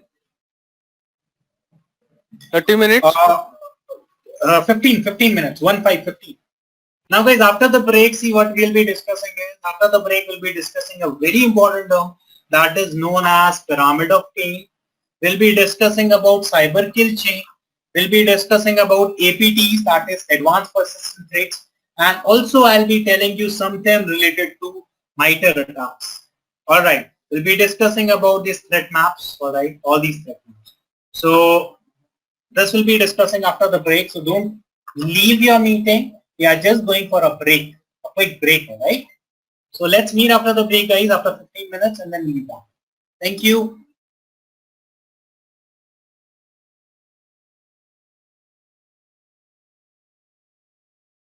Hi guys, everyone is back.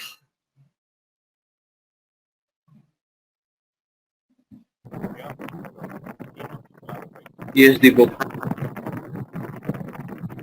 Alright. My screen is visible to everyone.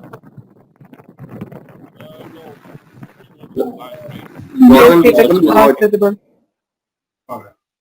Now guys, now we'll be discussing something about cyber kill chain, but before cyber kill chain, I want to discuss something about, you can say, what are the cyber security attack vectors. Apart from that, we'll be discussing about APTs, that is Advanced Persistent Threats. What is the life cycle of APTs? And then we'll be jumping into the topic that is cyber kill chain. Right. So I hope you have taken the screenshot. Can I remove this one? Alright. Now guys, we have cyber security attack vectors, right? Or as I told you, what is cyber threat? It is defined as an act in which the attackers attempts to gain unauthorized access to the organization network, right? So we have different kind of cyber security attack vectors. So it can be your cloud computing threats, right? It can be your APTs, that stands for Advanced Persistent Threats. We'll be defining them. Then it can be malwares, which will be compromising all your viruses, trojans, bombs, alright. Then we have ransomware. Then we have mobile threats. Then we have next, that is botnets. We have insider threats. Then we have, you can say, social engineering attack, and the most dangerous one is phishing. That is very much common nowadays. Then we have web application threats, and then we have IoT threats. So these are what, guys, these are certain attack vectors of cyber security.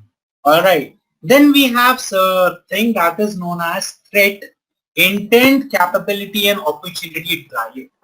Alright. Threat, we call it as intent, capability, and opportunity triad.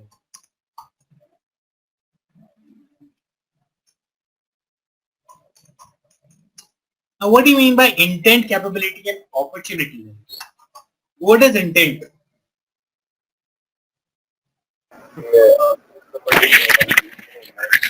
Intention. What is the goal?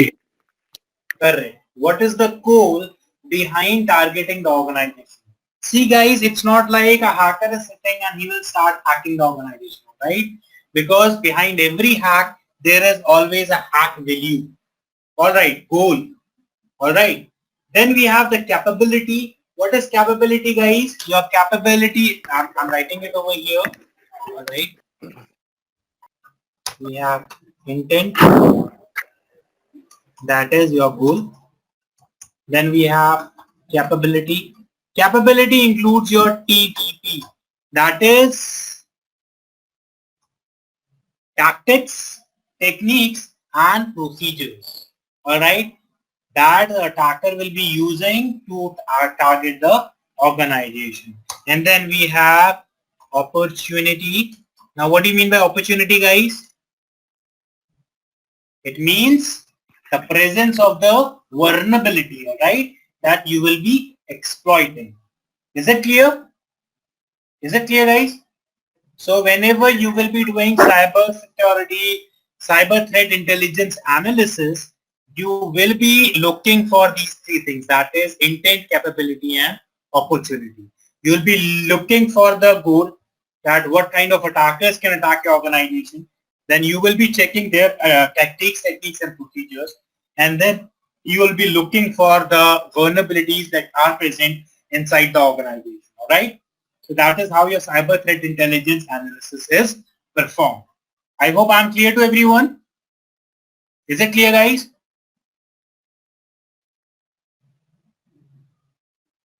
Yes, Deepak. Then we have a term that is known as APT. That stands for Advanced. Sir, difference between insider trade and APT? I'm telling you about that. Now, APT, guys, first of all, tell me what is the definition of APT?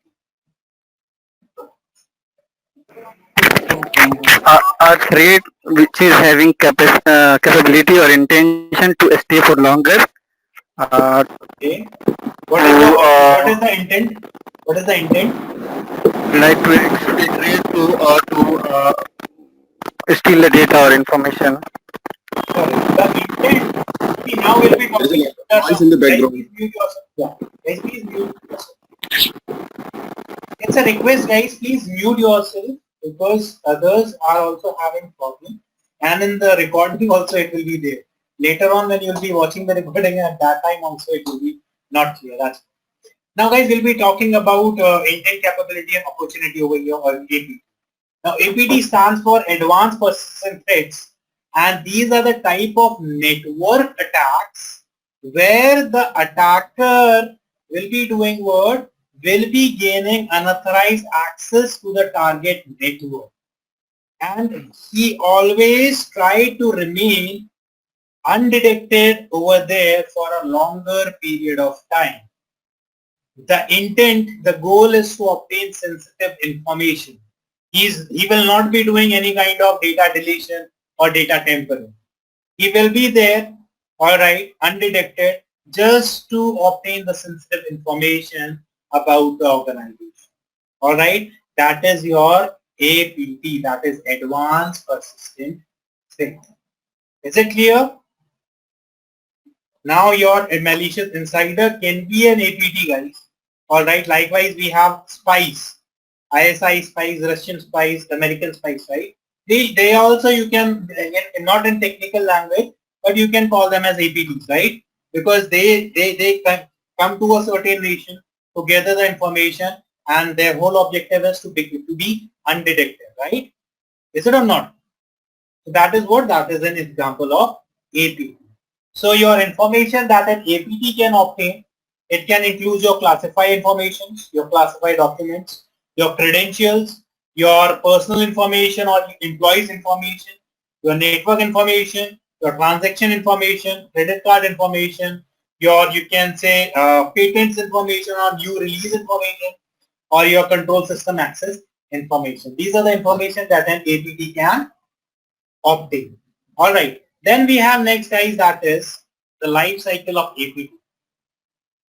So your APT life cycle is divided into 6 steps. All right.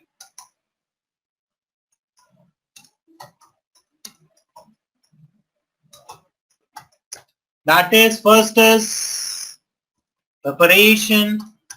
Then we have initial, intrusion. Then we have next, that is extension. Then we have persistence. Then we have search and exfiltration. And then we have last one, that is clean. So these are what, this is your APT lifecycle. Preparation means, in this you will be defining the target, you will be researching about the target, you will be collecting so much information about it, then you will be organizing the team, then you will be developing or obtaining the tools, and then you will be trying to detect the, you will be testing for detection. Alright. Then in initial intrusion you will be doing work, you will be deploying the malware, alright, into the target network or machine, so that you will be establishing outbound connection. Alright. Once you have done that, then you will be going to the third step, that is known as expansion. In expansion, you will be doing what, guys? You will be expanding your access. And at this point, you will be obtaining the credentials. Then we have persistence. So persistence over here means maintaining the access. Alright. Then we have search and exfiltration. In this, you will be exfiltrating the data, the information. And at last we have cleanup, that is again the same like covering tracks. So you will be clearing up your tracks so that you will remain undetected and you will not be caught by the security. Is it clear? So this is what, guys, this is the advanced persistent threat life cycle. I hope I am clear to everyone. Then we have the next topic, guys, that is again very important, which is known as cyber kill chain. Alright. Before that, guys, we have certain cyber threat maps over here. See, we have Kaspersky cyber threat map. It will be showing you the live attacks all over the world. Alright, if we talk about Russia, so this is the statics about Russia. If you want to search about, you can say India, so you can search about India. Okay. Apart from that, we have this live cyber threat map from Checkpoint.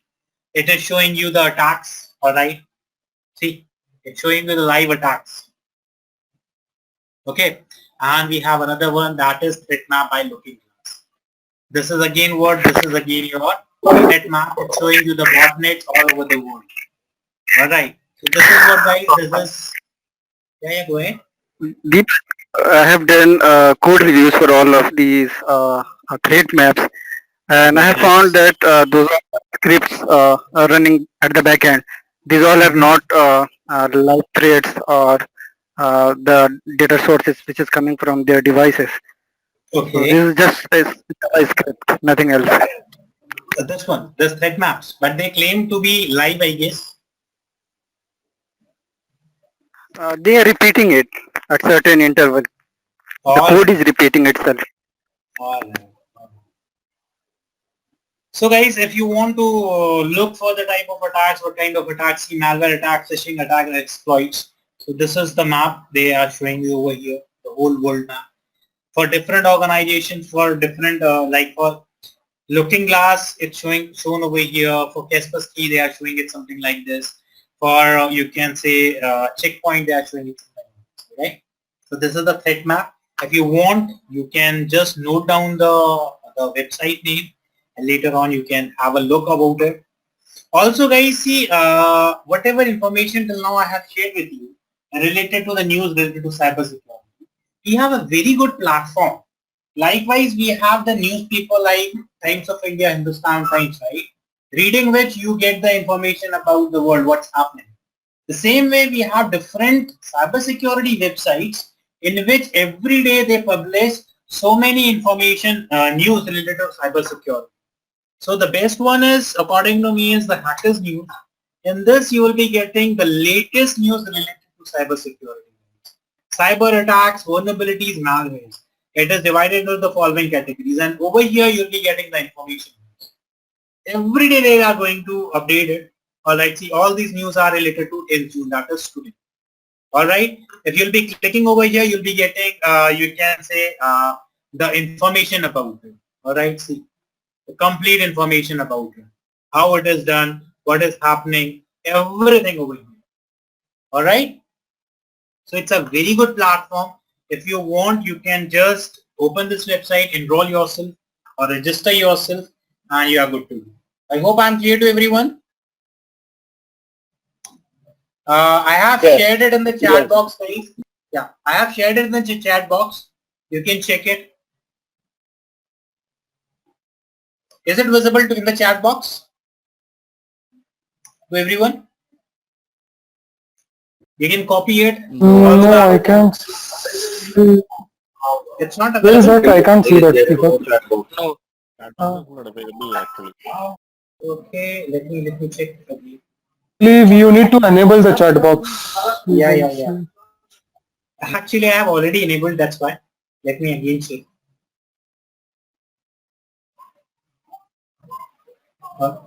Meetings. Alright. Yeah, I already enabled it. Notepad. Now is it visible now, guys? No. Still no? Okay, what I can do is let me copy it and put it in the notepad, and you can take the photograph.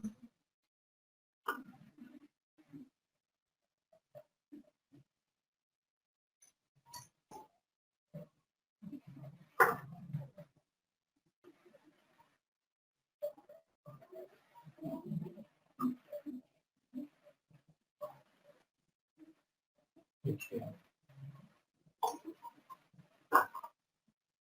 This one.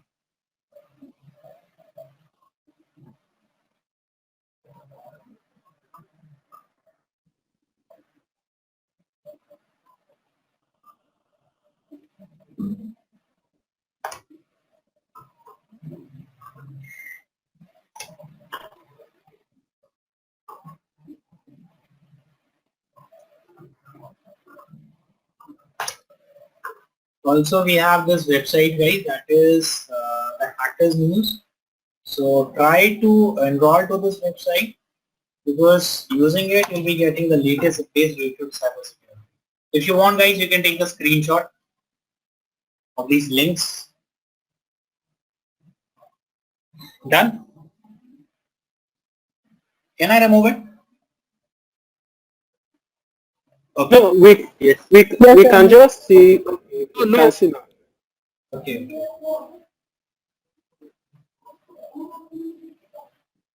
Let me increase the font. I hope now it's okay.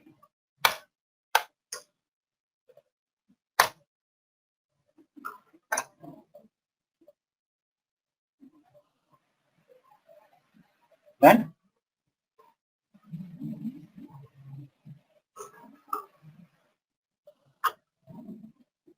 Okay, guys, then we have the very important topic that is very famous nowadays, that is cyber kill chain. What is cyber kill chain?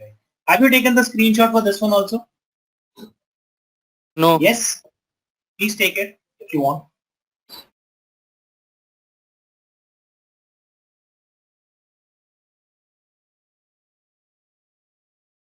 Okay. Order. So we have a term, guys, that is known as cyber kill chain.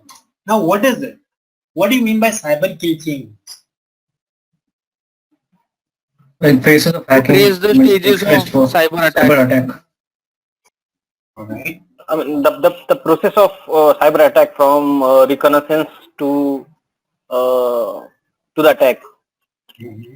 All the phases that we learned in CTIA and Security Plus. Alright. See, cyber kill chain is what, guys? It's a series of steps that traces the stages of cyber attack from early reconnaissance stage to the exfiltration of the data. It was being proposed by Lockheed Martin, right? Lockheed Martin. Alright, the cyber kill chain. Now see, as a security guy, why the cyber kill chain is important for you? So in cyber kill chain, we have the following, you can say, steps. That is reconnaissance, weaponization, delivery, exploitation, installation, command and control, and action on objectives, right? Now as a security guy, let's suppose you got an information about an attack and the attack is right now in the delivery phase. Now guys, as soon as you will be having the idea of cyber kill chain, if you have an idea, if you have the information, you can stop that attack right over here, right? And since the attack will be stopped here, the attack will not be moving further. The attack will not be able to perform further steps. And since the further steps cannot be done, the attack will be over right over here, right? You'll be able to mitigate the attack right. So that's why cyber kill chain information is very important, because cyber kill chain is what? It is a series of steps that traces stages of cyber attack from early reconnaissance stage. All right. Now we have different stages over here. So I will be telling you about different stages. First, I'll be telling you in this notepad, and then we'll be going through the slides. All right. So talking about the first step, that is known as reconnaissance. Now what is reconnaissance, guys?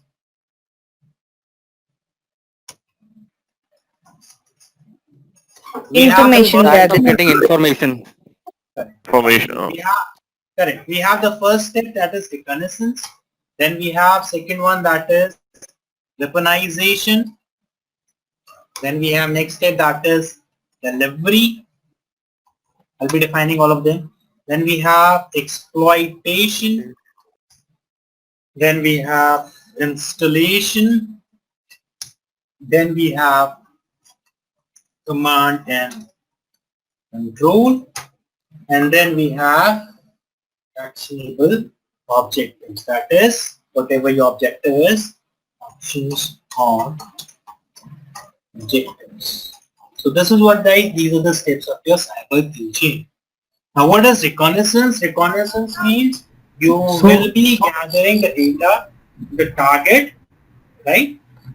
So Deepak, Yeah, go ahead. sorry to disturb you here. So these steps are for cyber kill chain or cyber attack? No, it's cyber kill chain. We are talking about cyber kill chain only. Okay, but at the previous slide you mentioned that these are the things where the attacks will be there. I mean, like attacks life cycle. No, this is same thing, that is kill chain. We are talking about cyber kill chain over here. Cyber kill chain. We also call it a kill chain methodology or cyber kill chain. Alright? Okay. Yeah. See, the same step I have written So over Deepak, here. Reconnaissance. are these attack life cycles? So are these attack life cycle and like stopping it? No, are these stopping? Are like is it like that? Is stopping the attack in some stage? It is called as cyber kill chain. No, see, the thing is, this is the chain of the from attack phases. All right. Reconnaissance is one phase, weaponization is one phase. Alright, delivery is one phase, exploitation, installation, command and control. They are different phases, attack phases. Now as Yes. an analyst, you will be able to understand the TTPs of the attackers if you already have the information of this kill chain methodology. Alright, so what is cyber kill chain, guys, is it's a component of intelligence driven defense for identification and prevention of malicious intrusion activities. Alright, so overall we call it as cyber kill chain. Before jumping into, before discussing everything about it, let me give you a brief introduction about kill chain, guys. So this cyber kill chain is what this was being proposed by Lockheed Martin. But before that, we have a term that was known as, if you want to remember, just remember this term, that is F2E2EA.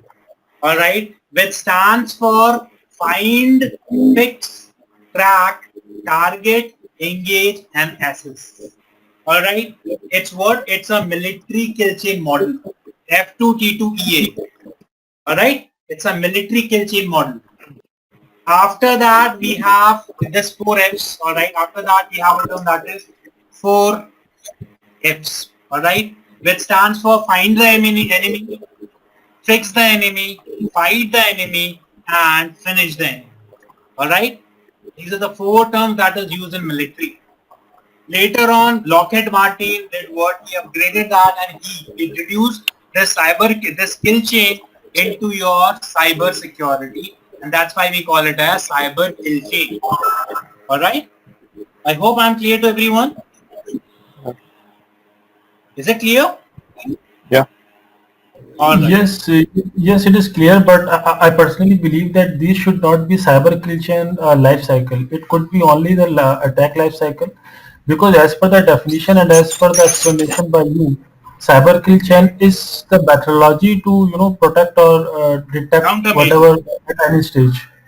Yeah, we call it as kill chain, but over here I'm using cyber kill chain, because kill chain, if we'll be talking about, that will be more towards your military work, right? That was actually the kill chain. So we are talking about cyber kill chain over here because it's related to cyber security. The countermeasures that you can take for different kinds of, you can say, steps over here. Likewise, for reconnaissance, you can have detect. For weaponization, you can deny. For delivery, you can disrupt. You can, for exploitation, you can degrade.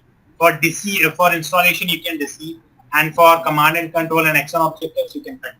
Right?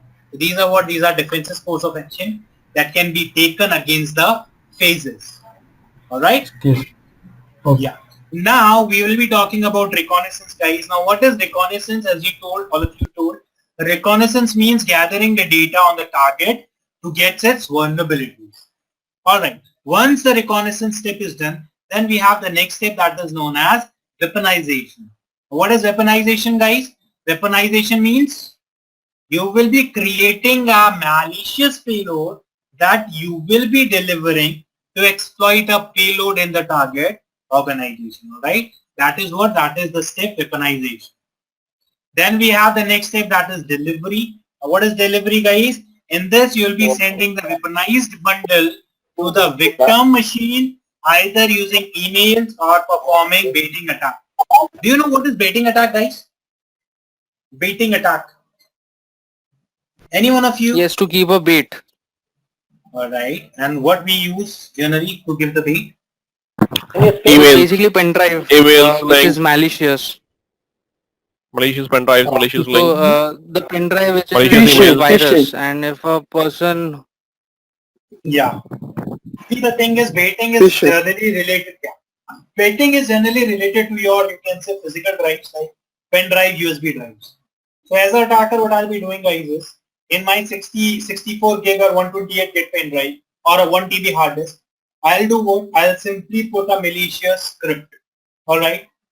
And intentionally, I will be placing that USB drive, pen drive or hard drive at the entrance point of the organization or at the parking lot or at the cafeteria. Why? So that the genuine employees of the organization will be seeing it and will be taking it. All right. Now, generally, what will happen, guys? if you will be going to the organization, and on your way to the organization, you will be finding a pen drive, 64 gig pen drive or 128 gig pen drive, right? Obviously, you'll be very happy, is it or not? Is it or not? You'll feel very happy that, oh, Yes. I got 68 gig pen drive. Now, you will be taking that pen drive with you.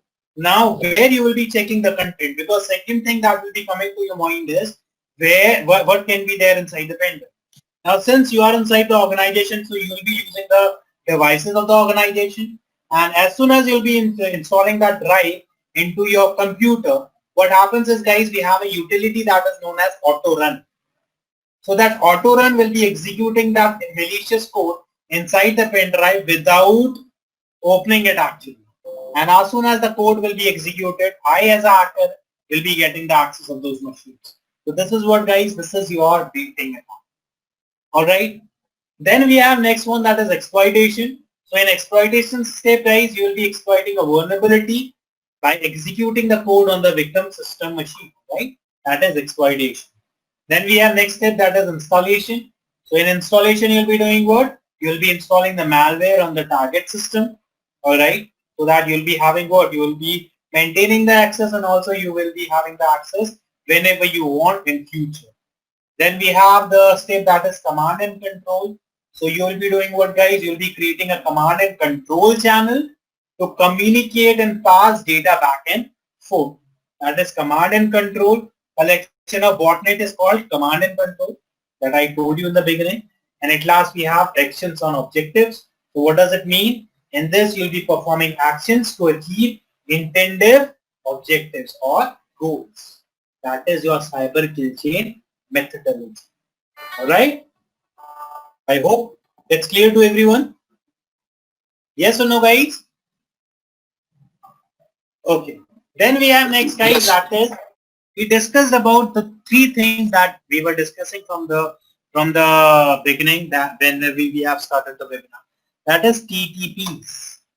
Now, what do you mean by TTP? So TTP stands for tactics.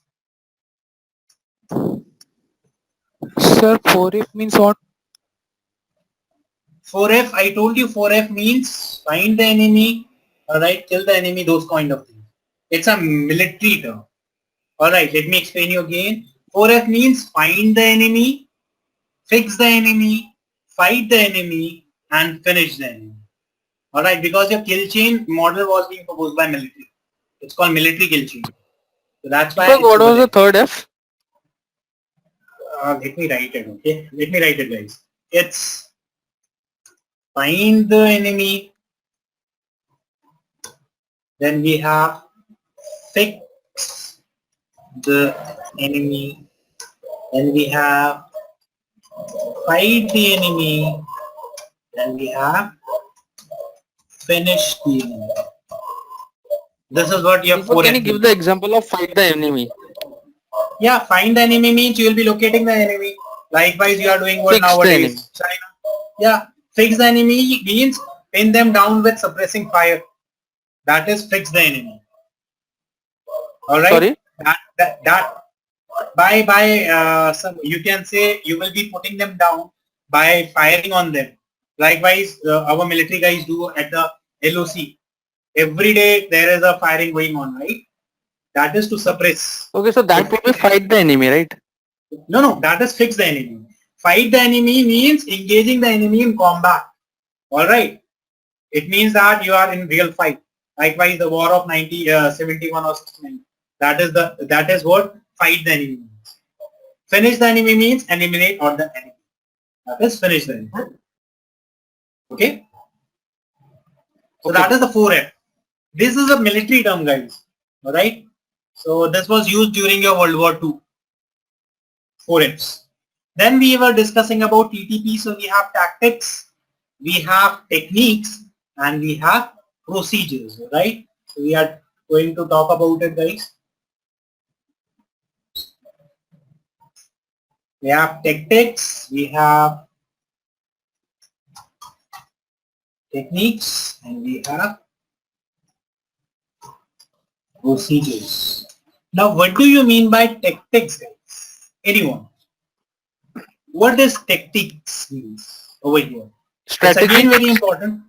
Tactics are the stages, and which is actually used in Mitre Attack framework. Correct.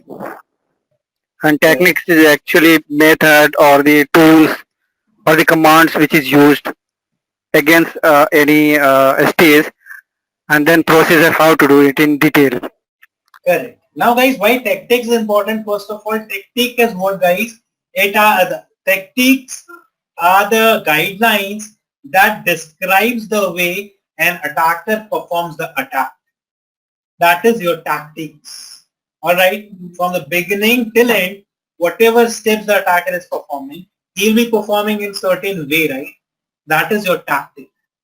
Alright, now depending upon this tactic, the organization will be profiling the threat actor. Alright, that's why these TTPs are very important. Because once you know that, okay, this is the attacker and this is the way of its attack, so you can all easily you can say index him, right, for future reference. Then we have second one, that is technique. Now what is technique, guys? Anyone? What is techniques? Method, different method. Correct. Techniques means technical methods used by the attacker to achieve the results. Alright. It can be initial exploitation. It can be setting up command and control. It can be accessing the infrastructure of the target organization, or it can be covering the tracks. So that is what these are all techniques. And then we have procedures. So what are procedures, guys? Anyone? So detailed procedures about the attack. Correct. It's you can say procedure. Guys, please mute yourself if you are not giving the answer. I'm requesting all of you. See, procedures are what, guys? They are defined as organizational approach followed by the threat actor to launch the attack. So these are the three things, that is TTPs, and they play a very important role in your cyber threat intelligence. Alright, CTIA. Is it clear? Sir, is the cyber kill chain as procedure? Means to say? I'm not getting it. It's a methodology.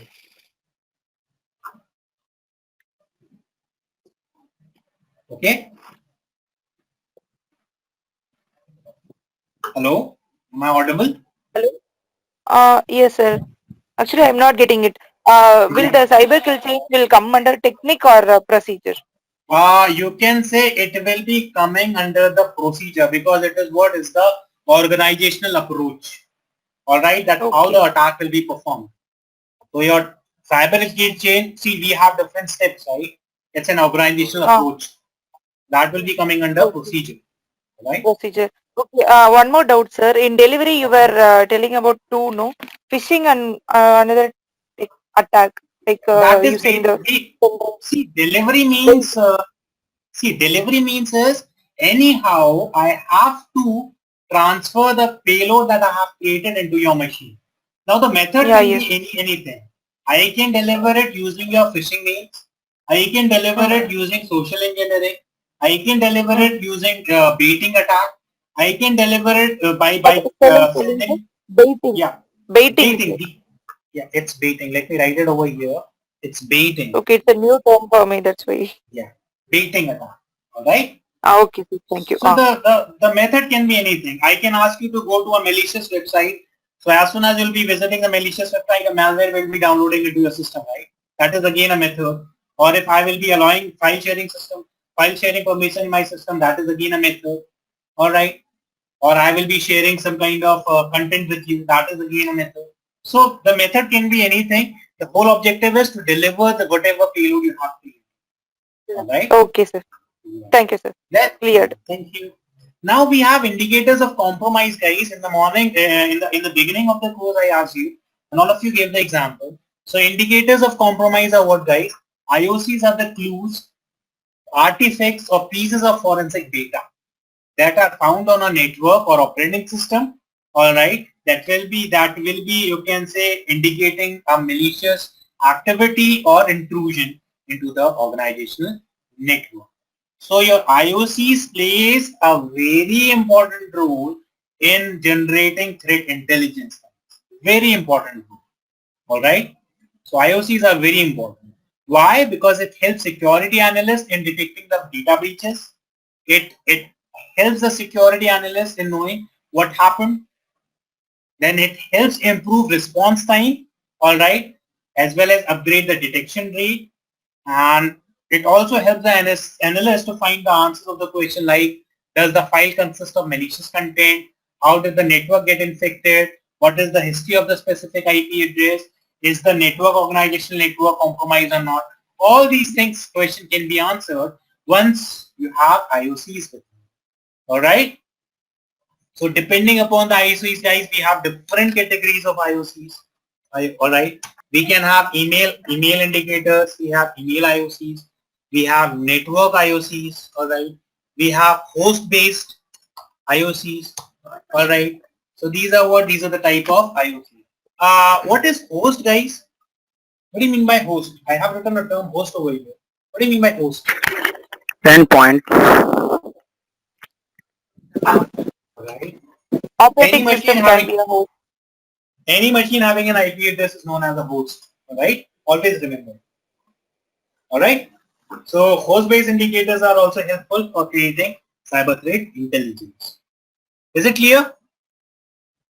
Then we have the last term over here, guys, that is known as POP.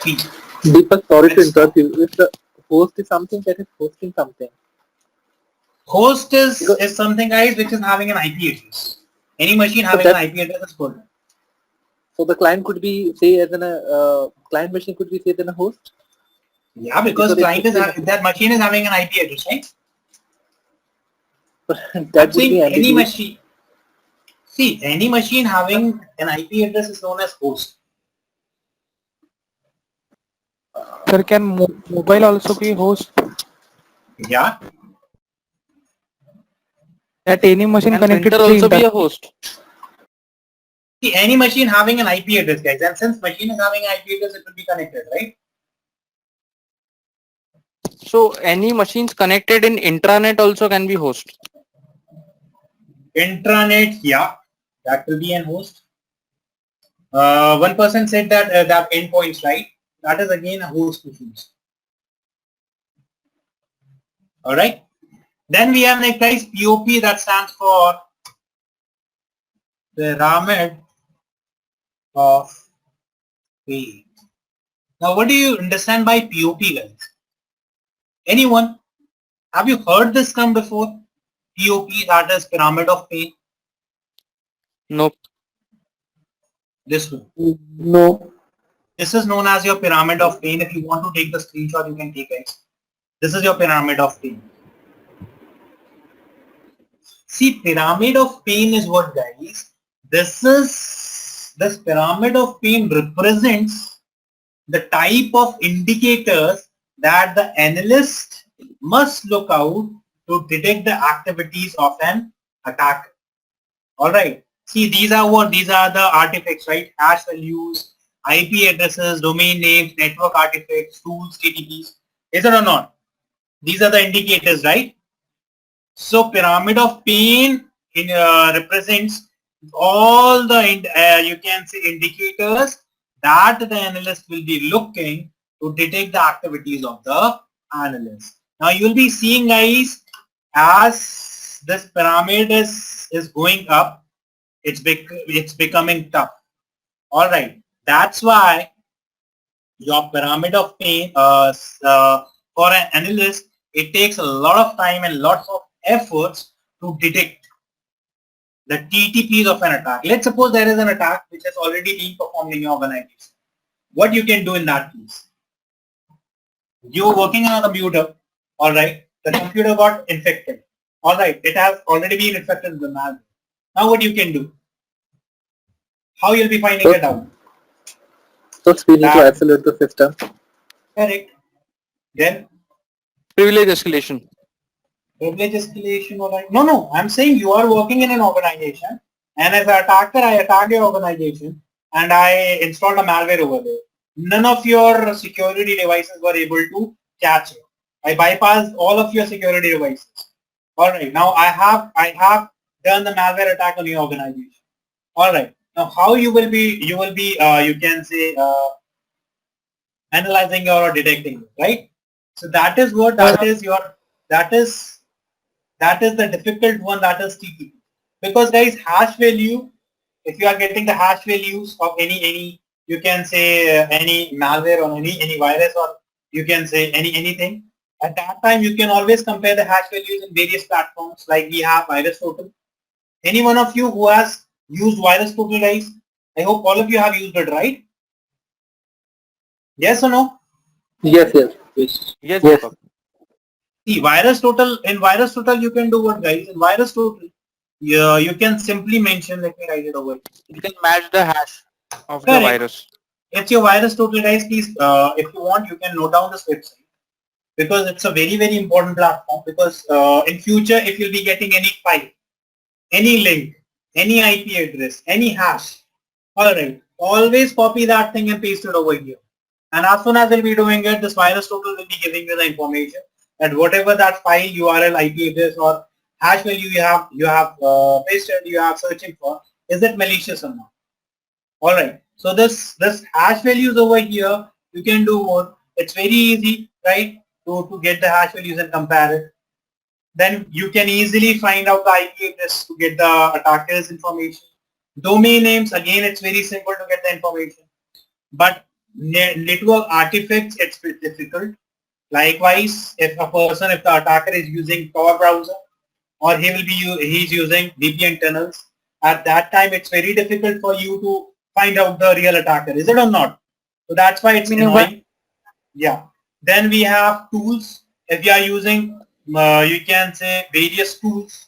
All right. Likewise, for you can say getting the information. All right, credentials. We use a very important tool in pen testing, that is known as Mimicards. Have you heard about that tool, guys? Mimicards. Yes. So We use Mimicards. Metasploit also, right? Yeah. For process injection or privilege escalation. Correct.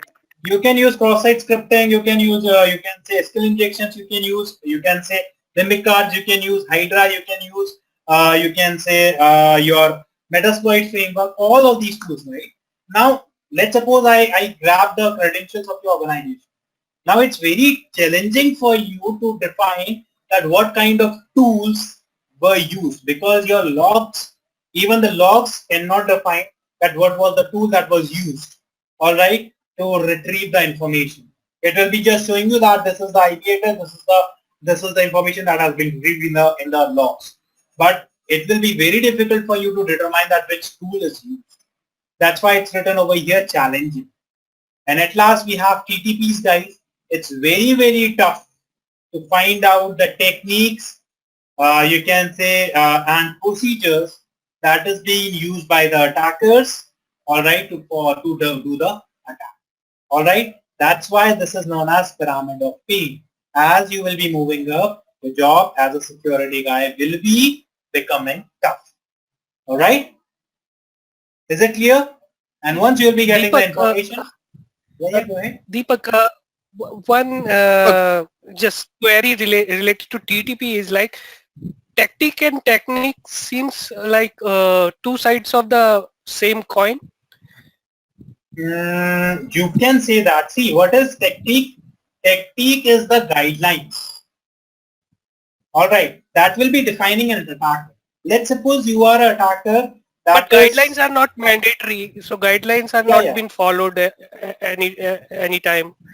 Yes. See, what I want to say is, let's suppose you are an attacker and you are pro in doing malware attacks. All right. Now I am an attacker, another category of attacker, and I am pro in doing web application attacks. Now we both are different attackers, right? Now the tactics, your tactics will be different and my tactics will be different, right?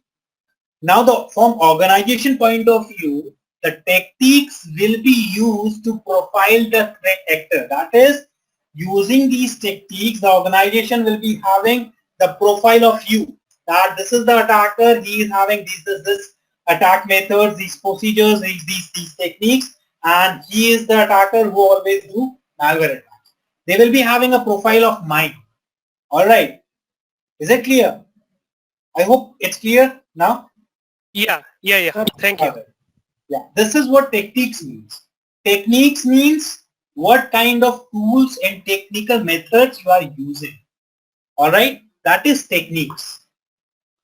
So over here, Sir, it's very difficult. Yeah, go ahead. Sir, artifacts, host artifacts. What artifacts? Go ahead. I'm listening. Sir, what is meaning by artifacts? That host artifacts and network artifacts. Okay. Anyone wants to answer it, guys? What do you mean by artifacts? Yeah, sure, I'll add to that. Let's say if we have to track the attacker, okay, so we'll have to track through the network hop by hop, like router or the switches through the syslog, and then we go through the logs, even through the event viewer or tools like the sysmon, just to figure out how the attacker has reached and what he has done, if he has executed any command, and like all the details. So actually to collect those information, it's really tough. You have to go through many devices, log in and get the logs and relate each other during the same time period. So it's not that tough, but like right. The artifact is what? Artifact is simple for forensic terms to get the information how attacker has attacked and all the evidences. This is a evidence for forensic checks. Or that's correct. In technical terms, it's that. In simple language, guys, if you will be looking for artifacts right now, nowadays the news came, right, that certain artifacts of that civilization has been found. Certain evidences has been found. So over there they found what? They find the artifacts. Means to say they will be finding certain kind of stone, tools, decoratives. So can we say it is IOC? Yeah, IOC. It's a part of IOC only. IOC itself, it's the collection of these artifacts and other things, right? Logs, other things. So that is artifact. So this, guys, Pyramid of Pain is very important in your threat intelligence. If you want to take the screenshot, you can take it. It's very important, and I hope it's clear to everyone, right? So as a security guy, it's very difficult. Deepak, it would be easy, right? Huh? Hello, Deepak. If we get the host on network artifacts, it would be easy to track the attacker, right? And not annoying. See, host network or host artifacts, it's very difficult. Because see, right now I can be connected using an VPN, right? I will be using a Tor browser. That Tor browser and VPN, they are generally used to make you anonymous, is it or not? So it's very difficult again for the forensic guy or the analyst to find out, although he will be finding it out. But it will be taking much more it's possible to find out. Like even if the attacker is using Tor browser, it's always you can possible. always get back to the host. But so I'm now written it's over here annoying, right? Yeah, I have written annoying. Yes. It will be taking a lot of efforts. I have not written impossible, right? Impossible means you cannot do it, but you can always find out. See, in simple language, guys, your hackers and security guys, you can consider them as the two faces of single coin. All right. So when you toss the coin up, sometimes hackers are on the top, sometimes security guys on the top, right? Is it or not? The same thing goes over here also. The security guys developed a security method, the hackers try to bypass it. Again, the security guys develop another method, the hackers try to bypass it. The same thing happens over here also. No, nothing can be, you can say secure. Nothing can be like, it cannot be, it's not like that it cannot be hidden. All right.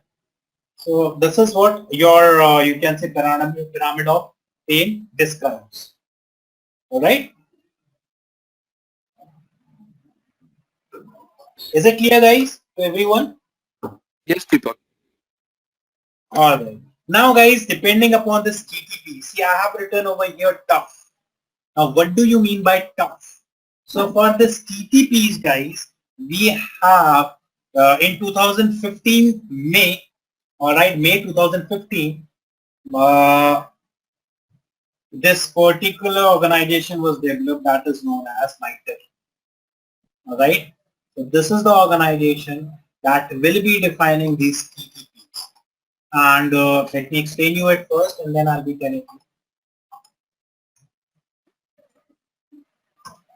this one. Now, guys, this is what Mitre is a framework, all right, that is used, all right, to find out the TTPs, that is techniques and procedures of the attack. All right. Now in Mitre, I will be telling you some important things about Mitre, guys. It was developed in 2005, you can say 50, all right.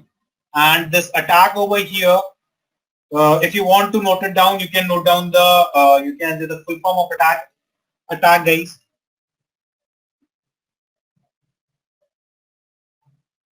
Attack stands for adversarial, techniques, and common knowledge. This is the full form of this attack, Mitre attack. That is adversarial techniques, adversarial techniques, and common knowledge. Is it clear? Is it clear to everyone? Yes? Yes, Deepak. All right. Now I'll be telling you something about this Mitre, guys. It's very important. Now this Mitre is having, you can say, different matrices. All right. We have the matrices for enterprises. We have the matrices for mobile, and we have the matrices for ICS, that is industrial control systems.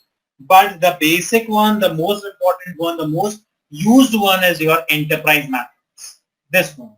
In this, you will be having the matrices for all kind of devices, like you will be having for Windows, for Mac operating system, for Linux, for cloud. All right. Now, can you see over here, guys? Is it looking something like these are the modules, right? These are the 12 techniques. These are the techniques over here. So, does these techniques look something like cyber kill chain to you? See, is it looking like cyber kill chain, guys? Initial Yes, access, but it is no. execution. Yeah. So this is what this is like your cyber kill chain, guys. So in enterprise matrix, we have 12 techniques.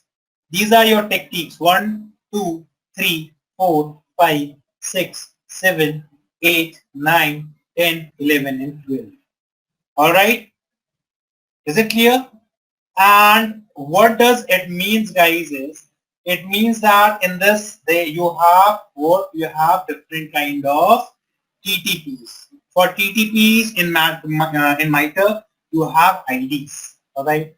So for enterprise, that is open. So these are what, guys? These are known as your IDs, TTP IDs. See, we have named them. All right. TA001. We have TA002. All right. We have TA003. And this is the description. Adversary is trying to get into your network. Adversary is trying to run malicious code. Adversary is trying to maintain their foothold. Everything is defined over here, right? So these are what we have 12 techniques over here. All right. Now, I will be doing what, guys? If I will be searching, let me search for mimicards. All right. So in your log, if you'll be having this mimicards, guys, all right, in your you can see logs, you want to find it out. So what will happen? Let's see. It will take some time. See, it's a software. It's giving over here the software. So if you will be opening it, see, it will be giving you the information. All right. Further information will be given. You can say it will be like a, you can say, we guys call it Janam Kundali, right? So everything related to the, you can say, the attacker will be shown over here. Let me open it. Or if you want to search, you can search for, let us search for, wait a minute. Let us search for,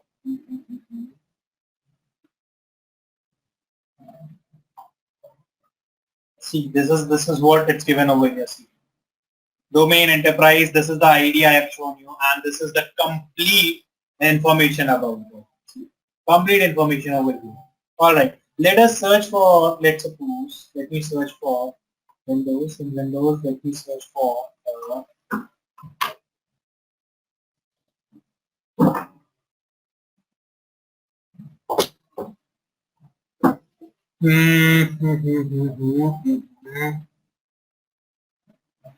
Command and control, right? So in this command and control, it will be giving you the complete information about it. Open it, and this is what they have given. See the name of the you can say procedure and all the description.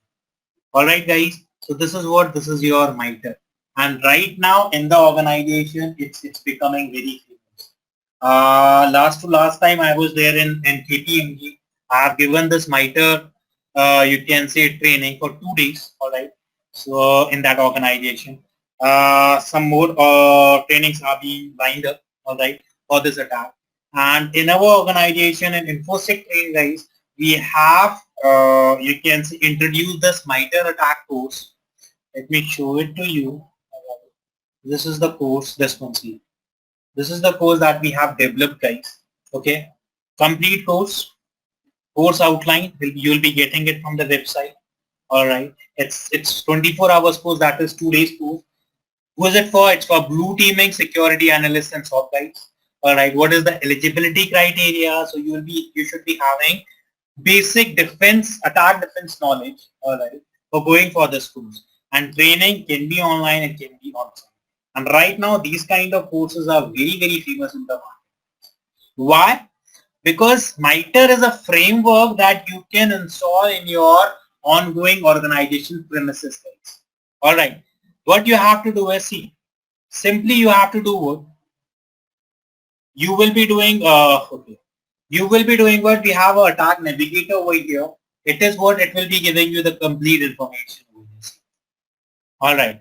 This Mitre over here, you can install it into your operating system at your personal computer at your organization, and it will be giving you the information. See, all the information over here, all the 12, what I told you, all the 12 modules. All right. Complete thing you'll be learning in that course which I have shown you. This course, that is Mitre Attack Framework, and possibly I'll be your trainer or one of my colleagues will be your trainer. Right? These are the things that you'll be finding it. All right. And what is the cost for this course? The cost, what I'll be telling you, guys, for cost relative queries, you can put a mail over here. All right, put a mail to team_offsec@infosectrain.com, and you'll be getting the complete information related to it. All right.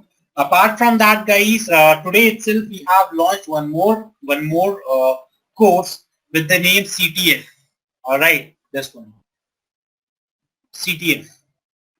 So why we have introduced this course? Because many of you, I hope, you are planning to go for, you can say, your certification, that is OSCP. Is it or not?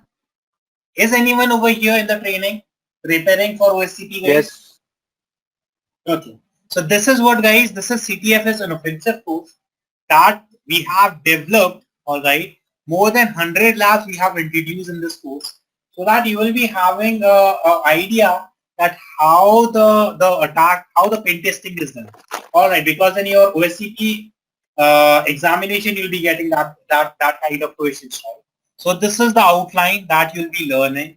All right, in this course, all these things you'll be learning, guys. Duration is 56 hours. That is round about 8 to 9 days. Then it is for pen testers, red team security and testers, and also for the people who are preparing for OCP exam.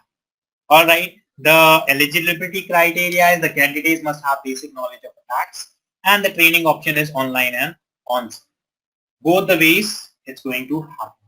So this is again a course, guys, that has been introduced. To get further information, again, you have to find you have to put a mail to this particular email address, or you can simply go to the organization, that is infosectrain.com, And in this organization, guys, we'll be finding this course, right? Suppose you want to find for Mitre course. See, we'll be getting the complete information about 24 hours. All right. See, overview. All right. Course description is given. All right. Course objective is given over here. What is the target audience? Prerequisites. All right. So this is what is given over here. All right. Further, I'll be sharing my number with you guys. So in future, if you want to get some So information Deepak, would that be lab-based training? yeah, it will be a lab-based training. Both of them will be lab-based. The OSCP one. Yeah. CTF one. Yeah. What we'll be doing, guys, is we'll be either giving you the manual lab setup, or we will be providing you you can say on cloud lab setup. All right. On cloud, let's say lab setup will be given. Apart from that, we generally use this kind of lab structure. VMware, inside VMware, we install certain kind of machines. All right. So do you teach about Kali Linux also? Yeah, we do teach. In fact, we use this Kali Linux. The main operating system that we use is Kali Linux. See, this is the lab structure that we use. All right. And this is the main operating system that we use for you can say doing the pen testing. Several machines are here. All right. So this is how your CTF course will be done. It is completely hands-on course. Complete hands-on. Complete practical course. So Deepak, like if I attend this training, how much % would I be ready for OSCP? See, it depends on how much time you are giving, how much practice you are doing, right? Because in this you'll be getting all kind of levels. No. The question is like, would you be covering all the concepts that is coming in OSCP, like buffer overflows? You will be covering all like all the level of difficulty. Yeah, you will be. See, or you will be can covering see the the course basics. outline, right? No, you will be getting course outline. Just see the course outline. Even you will be learning about you can say AD also, Active Directories. That is 2 days extra. Okay, and like the privilege escalation, then how to use Kali Linux and all the tools of Kali Linux. So all this would be covered in this course, right? Yeah, everything it will be covered. Everything will be covered. Right? So this is the I'm very new to Deepak, I'm very new to InfoSec, so will this course help me out learning that pen testing and all? If it starts from the basic, or do I have some knowledge, background knowledge about it? See, Gautam, the thing is, the course which I have shown you, it's a advanced level course. All right. Now, now if you are new to this field, that is cybersecurity, so I will be suggesting you courses like CTH. All right. Many of my students are sitting in the batch. You can even ask them that whether the course is good or not.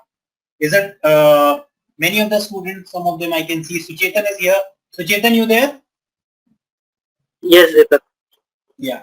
So you can have a feedback about the course, guys.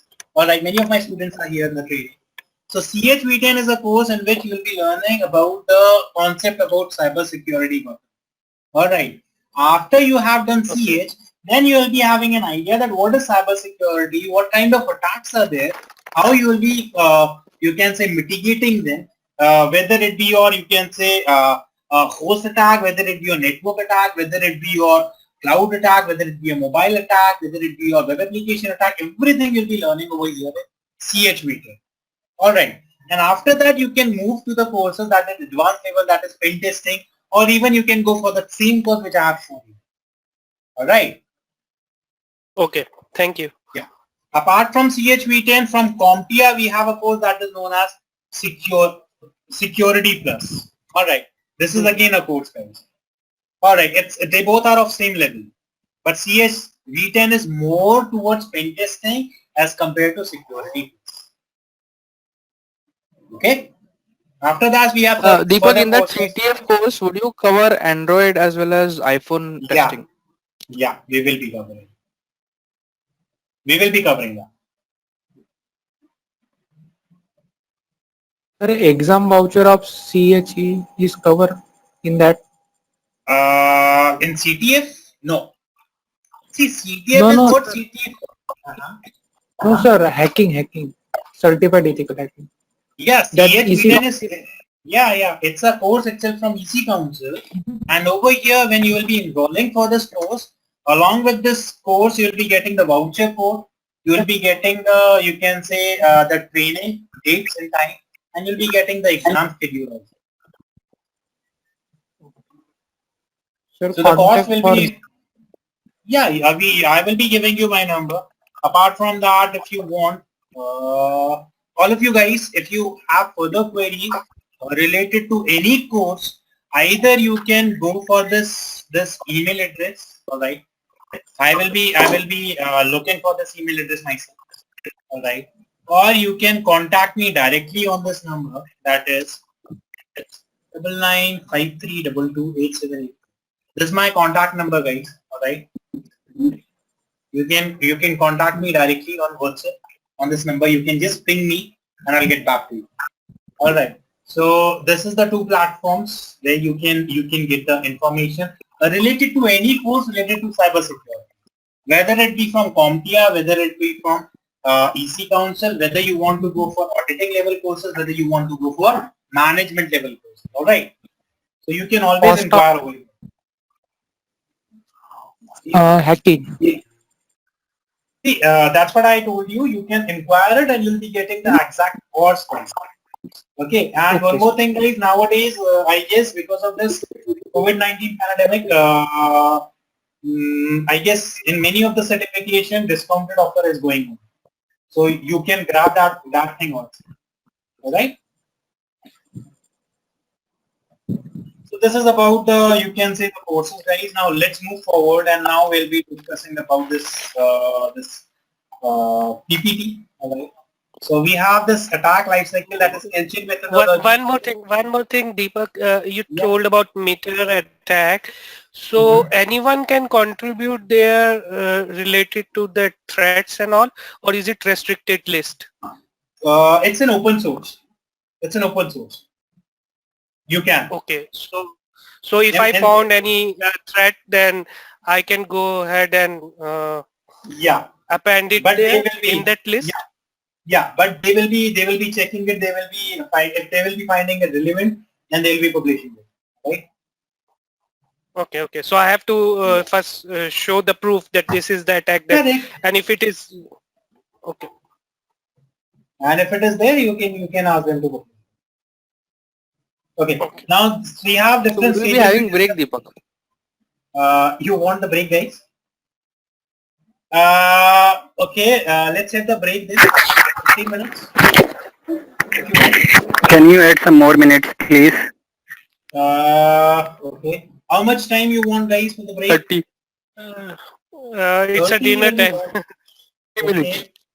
All of you want 30 minutes? All of you want 30 minutes, right? Yeah, for a dinner. Okay. Okay, then let's go for the dinner break. Not 30 minutes. I think one day we can make it at least 15 minutes. In a 15 minutes. Yeah, that's what I'm thinking. Okay, not yours, not mine. Let's make it 20 minutes, all right? And I guess 20 minutes is more than enough.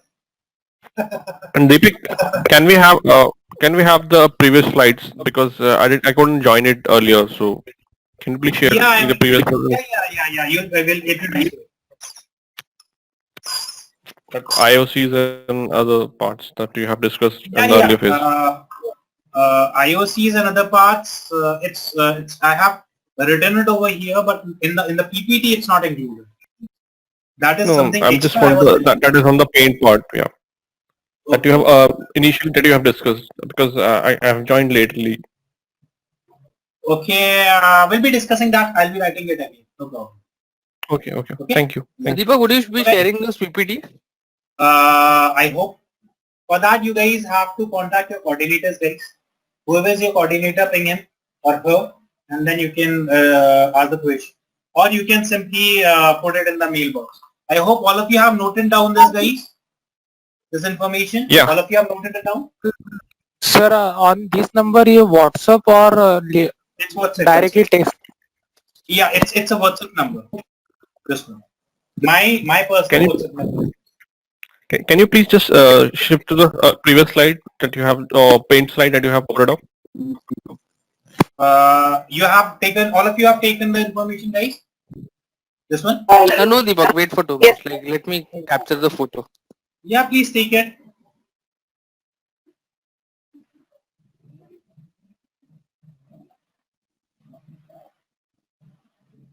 So Deepak, after the break, how much time till how much time this webinar would last? We'll be left with a few topics after the break. So I hope that till 10:30. How much time it will take? Like 10:30. 10:30 Sorry? will be over. 10:30. One more hour. Achha. Then will be. Okay. Thank you, Deepak.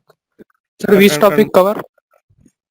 We'll be Okay, covering for the now. new guy, there'll be a recording, so you could watch that Yeah, you'll later. be getting the recordings, Samuel. You'll be getting the recordings. Okay then, guys, let's go for the break. After the break, we'll be coming back. It's 20 minutes break. So it's 9:20 over here. So at 10:40 or 9:40 we'll be back, right? And then we'll be moving here. Okay. Thank you. Thank you.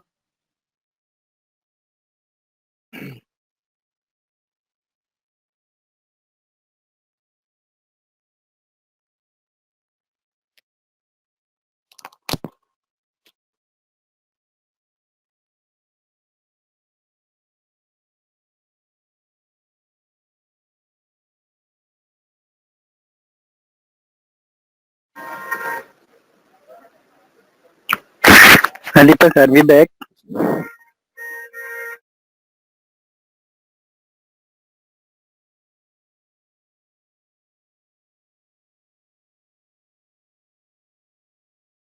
Hi guys, everyone is back.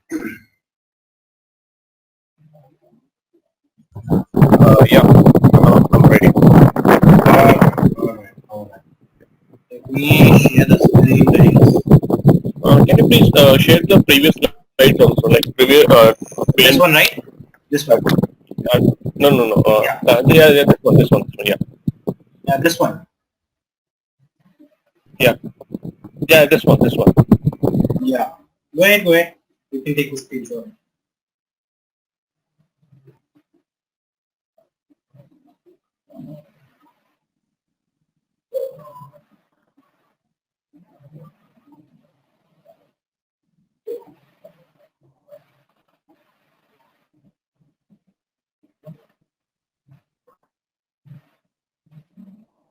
Done?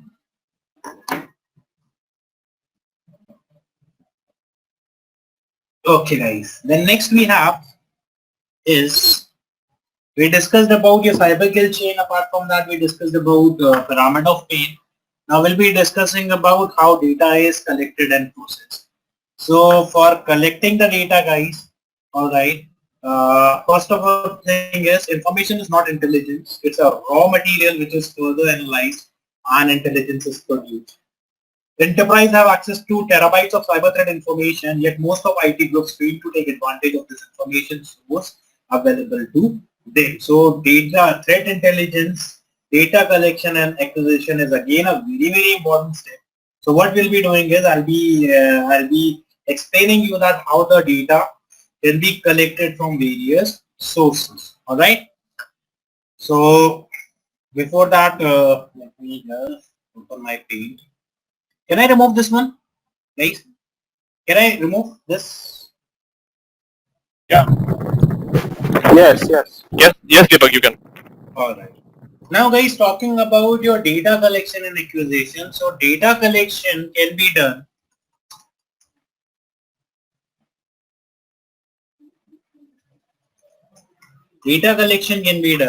using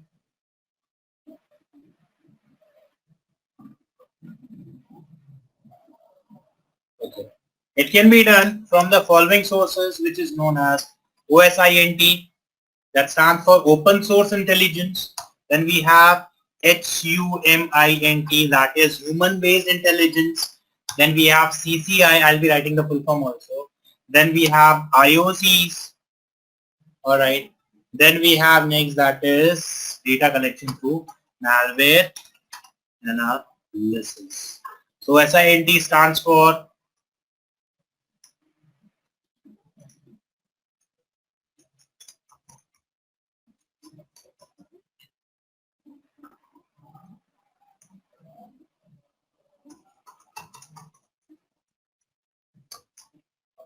Then we have CCI, which stands for Cyber Counterintelligence.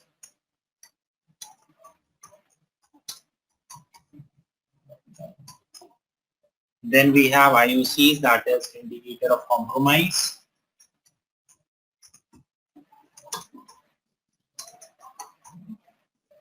So these are the ways the data is collected. All right. So what are the ways you'll be collecting the information from open sources? Open source means the intelligence, the information that is available in your open platforms, like your social media platforms, your organizational website. So what are the ways I'll be getting this open source intelligence, guys? What are the ways you think? Tell me. I'll be getting the information. Google hacking. Yeah. Google We hacking. call it as exploit-DB. That is called exploit-DB. Huh?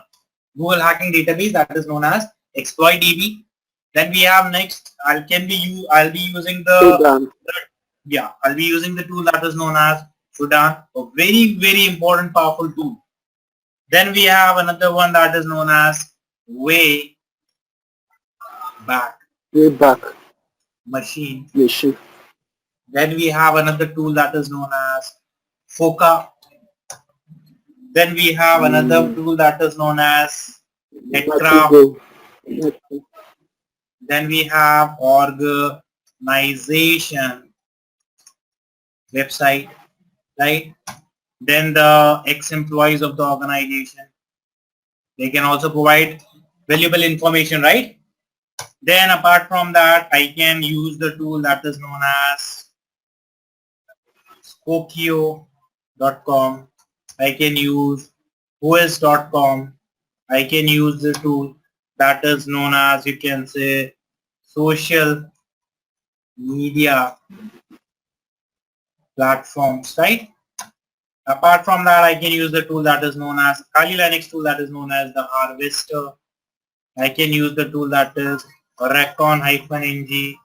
Apart from that, I can use the tool that is known as, you can say, Multigo, right? So these are the tools that I can use. All right? Just give me a minute. Huh? Just give me a minute.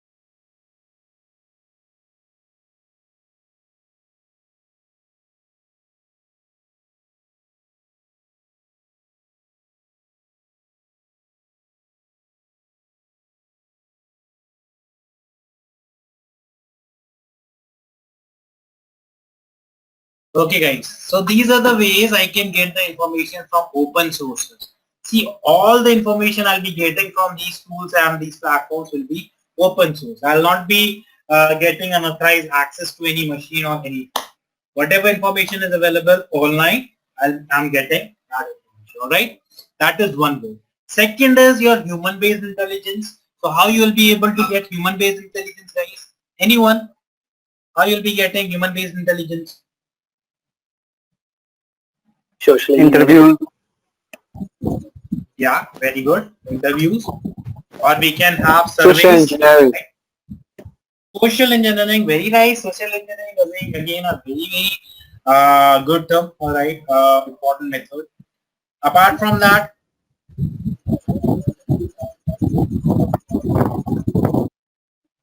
I can do interrogation. I can do interview. I can have question answer rounds, or I can do surveys. Right? Is it or not? So these are the ways I can perform human intelligence. What do you mean by social engineering, guys? Anyone? What do you mean by social engineering? Any idea? Anyone? What is social Taking engineering? someone in confidence to gather information.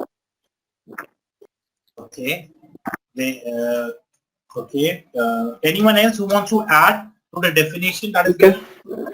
That's correct. Exploiting the human firewall. That's trust. Convincing the other person to reveal the critical information. Very nice, Suchetan. Social engineering means convincing other people to reveal their confidential information. Alright, that is known as social engineering. Again repeating, one of the greatest minds of cybersecurity once said that social engineering is considered as one of the dangerous attacks on cybersecurity. Why? See, the reason is you can secure your organization using various devices, right? IDS, IPS firewalls. You can even patch the vulnerabilities that are present. What you will be doing? You will be finding the vulnerabilities and you will be patching it, right? But guys, there is no patch available for human stupidity. And it's a bitter truth that we humans are stupid. We try to, we tend to, you can say, trust very easily. And this is why the social engineering is considered as one of the greatest parts. Alright. Simple example is you'll be going to your office. I'll be coming from front. On the first day, I'll be giving you a smile. Obviously, you'll give me a smile back, right? On the second day, second, third, fourth day, the same thing will continue. After 1 week, either I'll approach you or you'll approach me and we'll be having formal communication, right? Formal talks. Then after 1 week, we'll be having the sharing of our number. And then we'll become friends. It happens, right? So this is what, guys, this is social engineering. So we have different components of social engineering that I'm given. So we have components of social engineering that includes, first is target evaluation. Then we have pretexting. Then we have psychological manipulation. Then we have next, that is, so attackers do use all these components, guys, to perform social engineering attacks. What he'll be doing is he will be checking that how much you are aware about cybersecurity. What is your level of awareness? Once he knows about your level, then he will start sending you the messages. That is pre-texting messages, alright? Then he will try to psychologically manipulate you, and at last he will motivate you to take certain actions that will be helping him to achieve his target. That is why it is known as social engineering. Alright? Any one of you who is in a habit to see Netflix? How many of you watch Netflix, guys? No one? If you are in a habit, guys, there is a very good you can say series over there. Yeah, it's Jamtara or something like that, right? Jamatra or Jamtara? Yeah, Jamatra. So yeah, Jamatra. So guys, if you are able to see it, watch it. It's totally dependent upon social engineering. That is your phishing attack. Alright, it's dependent upon the attack that is known as phishing. So if you want, you can simply go ahead and you can watch it. Alright, so that is social engineering. Then we have another one, guys, that is known as your cyber counterintelligence. So what is it, guys, cyber counterintelligence? Anyone? What is cyber counterintelligence, first of all?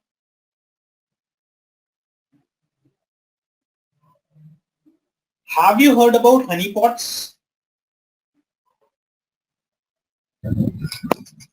Yes. Yeah, it's a trap. Correct. Why it is used? To learn the behavior of attacks and attackers. Correct.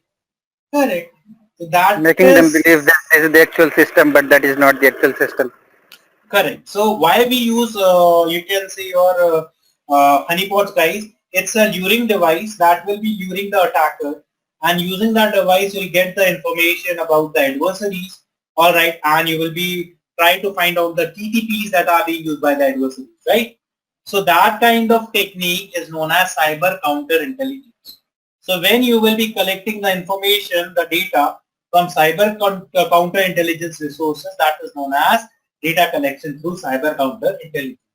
So the techniques will be including data collection through honeypots, data collection through DNS monitoring, data collection through, you can say, pivoting adversaries infrastructure, then data collection through malware sinkholes, or you will be having data collection through Yara rules. So these are the ways you'll be collecting the information about, you can say, counterintelligence. Then we have next guys, that is IOCs. IOCs, we already discussed indicators of compromise, right? So what are indicators of compromise, guys? They are the artifacts, right? Is it or not? That is, these are the clues, artifacts that that will be telling you that what happened about the attack. So IOCs are collected from two things, that is either externally or internally. Internally means you are checking the infrastructure of your organization and you are collecting the indicators of compromise. Externally means either you will be contacting IOC free sources or you will be collecting the information about the IOCs from commercial organizations. And we have one more thing that is known as IOC bucket. Alright, so these are the ways you'll be getting the information about the IOCs. And at last we have malware analysis. How many type of malware analysis we have, guys? Anyone? Static and dynamic. Right. We have static and dynamic malware analysis, guys. So in static, we have what? In static malware analysis, we will be just going through the code. We'll not execute the code, all right? But in dynamic malware analysis, let me write it over here. We have two things, that is static malware analysis and we have dynamic malware analysis. Your static malware analysis is also known as code analysis, because in this, guys, will not be executing the malware, although we will be going through the code, all right, and we'll try to find out the malware and its purpose. In dynamic malware analysis, you will be actually executing the code and then you'll be changing the checking the behavior of the malware. For dynamic malware analysis, guys, test bed is required, all right? I'm writing it. Test bed is required. That is also known as sandboxing. So for test bed, you'll be having what? You'll be having a VMware, all right? You'll be having the guest operating system, all right? Apart from that, you will be having what, guys? After you will be installing malware analysis tools. Then we have, you can say you'll be installing the malware, all right, and also you'll be doing what? You'll be using INET sim. What is this INET sim is, guys? This is the internet simulator that will be making fool of the malware that the internet connection is available, right? And as soon as the malware will be seeing it, it will try to contact its CNC, that is command and control, using which we'll be getting the behavior of the malware and exploits. All right, so that is dynamic malware analysis. This is like your test bed, guys. I'm having a VMware. I'm having these guest operating system. Let's suppose in my organization, Windows 10 operating system has been infected by a malware. So I will be doing what? I will be taking an ISO image of Windows 10, install it over here, and then I will be installing the malware and the malware analysis too. Then I will be first I will be taking the snapshot and then I'll be installing the malware and then I'll be doing what? I'll be taking the snapshot again. And then I'll try to check what is the changes in the processes, how many ports have been opened, any communication has been made or not, what are the changes in API calls, what are the driver change, what are the service request change, all these kind of things I'll be checking.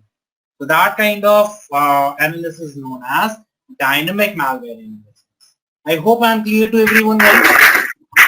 Yes. In addition to these things, we need some application, basic applications like PDF reader and Microsoft Office suites. So see, that's why I have written. See, that's why I have written malware analysis tools, right? So for different things, you will be installing different tools. All right. For different things, you'll be installing different. So that is what, because you have to check everything. Even for registry checking, you will be installing you can say reg scanner. For DNS monitoring, you will be installing DNS monitoring. Right. So these are the tools that you'll be installing. So this is how your data is collected. Now once your data is collected, guys, you will be doing what? First challenge is for this static malware analysis, do we have access to that malware code at our end, and we'll be analyzing that code at our end? Yeah, you will be having. See, what happened is you will be doing what? Your organization is infected with a malware, right? Now in the system, the malware is there, right? So you will be having that malware and you will be getting to the malware code without executing it. That is known as starting malware. That is also You known as just do the reverse. We use reverse engineering tools to get the code from the executables. Correct. From the prepared we got malware, that. you will be going back using the tools like WinDBG or OLEDBG. They are very well-known tools. So you can use those tools and you can get back to the, you can say, to the malware code, so that you can find out that what is the malware, what is the purpose. Those kinds. Okay. That's only my confusion was there. Like we are having only exe, so how the code is really there. So reverse engineering will help there. Thank you. Yeah, reverse engineering. Also, guys, this malware analysis again a different topic. It's completely different topic. Even in your cyber security, this malware reverse engineering is different topic. So we have different certification for this. Because in organization there are two kind of teams, static and dynamic. Static malware analysts are different. Dynamic malware analysts are different. So again, this field is different. All right. So if you want to learn more about this field, you have to go for a malware reverse engineering. All right.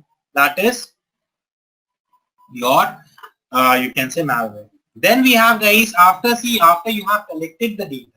Now the data is in bulk format, right? You have collected huge amount of data. Now you have to do what? You have to process it. All right. So for processing, guys, the data, we have different kind of methods. All right. So we have you can say methods that is known as structuring and normalization. After data collection, we have the method that is known as structuring and normalization, then storing and data visualization and sharing information. So all these things are prepared. Normalization means whatever data you have collected, you will be normalizing it and then you'll be converting it into intelligence, a relevant intelligence. That is normalization. Also, we have sampling methods, guys. All right. That how you're going to, you can say, sample the data. Because if you have a huge chunk of data, it's not possible for you to analyze the whole, right? So we have different kind of data sampling methods. So we have three types of methods, data sampling. That is known as, let me write it over here. That is data sampling is of three types. That is probability sampling. Then we have purposive sampling. And we have convenience sampling.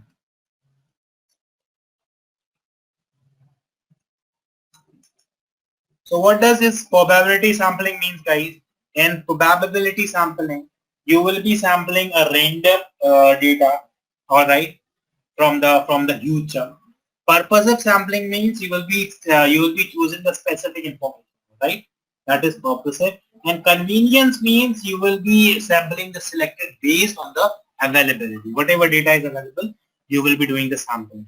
That is types of data sampling. All right. Apart from that, guys, data you can say storing and data visualization is again very important. So either you can have centralized storage, either you can have distributed storage, or you can have cloud storage. All right. So this is what these are the type of storage platforms, all right, for the data. So this is how you will be doing what you will be having data information, and then we have how the information is disseminated. It means that once you have created the threat intelligence report, then how it will be disseminated. So for threat intelligence report, It's of two type, guys. All right. Intelligence have a limited value at the time of collection. All right. So most threat indicators are invalidated and not prioritized, isolated and without context, not associated with any particular type of enterprise. So you cannot rely on them. And also intelligence is information that has been validated and prioritized, connected to specific actors and attacks, customized for specific enterprise, and it is tailored for specific consumer within the enterprise. So this is the difference between an information and intelligence. All right. If we talk about intelligence, guys, it should be accurate, it should be timely, and it should be relevant. This is what I told you previously, right? Your intelligence should be accurate, it should be timely, and it should be relevant. All right. Then we have, guys, that is methods of validating and prioritization. Risk scores are there. That is low, medium, high. We have tags for context. That is you will be putting a tag for a related intelligence. Let's suppose there is a you can see there is a malware attack in which the ATM machines were compromised. So you will be tagging it under the you can see financial attack tag. All right. Apart from that, human assessment is also very important, guys, because sometimes there is no substitute for risk assessment by experienced threat analyst. All right. So these are how your data is method you can say validated and prioritized. Then we have next, guys, that is interpretation and analysis. So we have two kind of reports, that is threat analysis report and we have threat landscape report. So talking about threat analysis report, guys. So threat analysis report, these are the contents. Attribution of the attack to specific group, history of the attack and its location is known, description of victims and target inclusive of industry, assessment of the impact of the attack, similarity to other threats, description of indicators to identify the attack, and outlook of the future appearance of the attack. This is what these are. This is your threat analysis report. And then we have one more that is known as threat landscape report. So what is threat landscape report is, guys? It provides larger picture of the threat facing the enterprises. Likewise, it will be including a review of business risks facing the enterprise, an examination of threat types affecting the enterprise, an overview of adversaries most likely to target the enterprises, including everything. What are their TTPs, motivation, intention, techniques, and procedures, right? And it will be giving a ranking of security priorities. All right. So this is the difference between threat analysis and threat landscape. Apart from that, guys, we will be you will be having a skilled analyst, all right, to have threat intelligence reporting. Why? Because the person who will be interpreting the report, he should be having expertise in technical, all right, malware operations, knowledge of campaigns led by cyber criminals and hackers. He should be experienced by cyber security technologies, and also he should be analytical and critical thinking skills to produce valuable and actionable recommendations. All right. So that is why analyst skills are also very, very important. Then we have next, guys, that is intelligence platform. I told you, you can say you can collect the information from various sources that I have written over here, right? These are the sources from where you will be getting the data and you will be converting it into intelligence. Then we have next, guys, that is customization for enterprise. Now whatever intelligence we have gathered, it can be possible that half of the intelligence is relevant, half is not relevant. So you can always customize the intelligence according to your need. All right. Let's suppose your organization is banking. Mine is banking, but not semi-banking. I had an attack. So whatever intelligence I have created from that for that attack, I will be sharing that intelligence with you. Now you can do what? You can customize that intelligence. Means to say that you can utilize the intelligence that is relevant for you, and later you can remove this of the intelligence. All right. So your intelligence depends upon the industry, location, size, what kind of compliance you are following, political environment, what are the businesses associated. All right. All these kind of things. Then we have next, guys, that is dissemination. Now how your information is being disseminated, let me explain you, because again it's very, very important topic. So how your intelligence is disseminated, guys. So your intelligence is disseminated Let me explain for you. First of all, intelligence report writing. So for intelligence report writing, guys, can I remove this? Can I remove this, guys? Yes, yes, yes. All right. So for report writing, we have two kind of tools, guys. That is, let me write it over here. We have the first one, that is you can see magic tree. Now what your threat intelligence reports look like? So your threat intelligence reports are the you can say proposed documents that includes details about various type of attacks, TTPs, threat actors, systems and information being targeted. That is what your threat intelligence report includes. All right, it will, the details of these things will be, you will be attributing an attack to specific threat actor or group. You will be having the history of an attack and its location. You will be having attackers' motivation and intention behind the attack. You will be having details regarding possible victims and targets based on the industry, vulnerabilities and geographical locations. You will be having details of tactics used in the attack. You will be resembling with other threats, right? You will be having the details of various mitigation methods that can be incorporated to prevent and protect against the attack.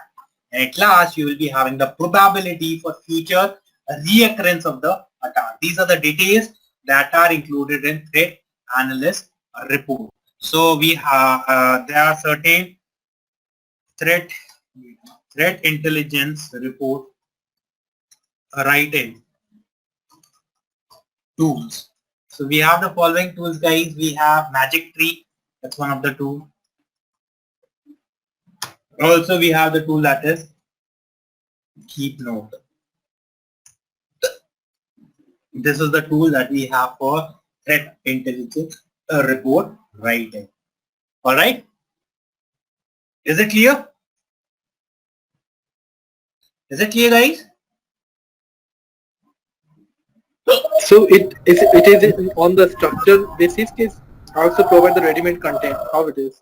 It will be providing you the overall theme, you can say the overview that this particular section to be built like this. All right. It will be giving you the headings that are included in the reports, whatever headings are included. Okay, like the templates. Yeah, the templates. The correct word is templates. Just the template, or we can do the automation with the tools also? Yeah, you can do it. All right. So this is what, guys. Then we have next topic, that is so apart from that, we have threat intelligence exchange architecture. All right. So threat intelligence exchange architecture means how you are going to exchange the information, threat intelligence information. So we have threat intelligence exchange architecture. So for this we have centralized exchange architecture. We have peer-to-peer exchange architecture, and we have hybrid exchange architecture. Centralized means it consists of central hub that acts as a repository. Peer-to-peer means the community member exchange information directly among themselves. And hybrid means it is a combination of both centralized and peer-to-peer. All right, that is the architecture of threat intelligence exchange. All right, then we have, guys, threat intelligence sharing quality. The quality should be good because your overall threat intelligence quality will be affecting the threat decision making of the organization, right? So high quality of shared information to produce actionable intelligence. All right, apart from that, how you are going to you can say share the best share the intelligence. See, always remember, guys, whenever you are going to share the information or intelligence with any third party organization, first of all, trust factor matters. You should trust the organization that wherever you will be sharing or you'll be receiving the intelligence, the organization should be authenticated, because your overall threat intelligence, you can say, thing is depend upon the intelligence you are sharing or you are receiving, right? Is it or not? So you should be looking for threat intelligence sharing communities. All right. For that, you will be looking for enhanced depth and breadth of the insight. You should be having assurance of confidentiality. You should be having common interest with the organization, and also awareness of the bigger picture. All right. So this is your, you can say, the best practices which you can follow to disseminate the information. All right. Then we have next, guys, that is how you're going to, you can say, deliver the threat intelligence. So threat intelligence can be delivered either from the following ways. I'm writing it over here. Forms by which threat intelligence is delivered. So the ways is, first is common alerts. All right. Apart from that, common alerts, we have what? We have detailed reports.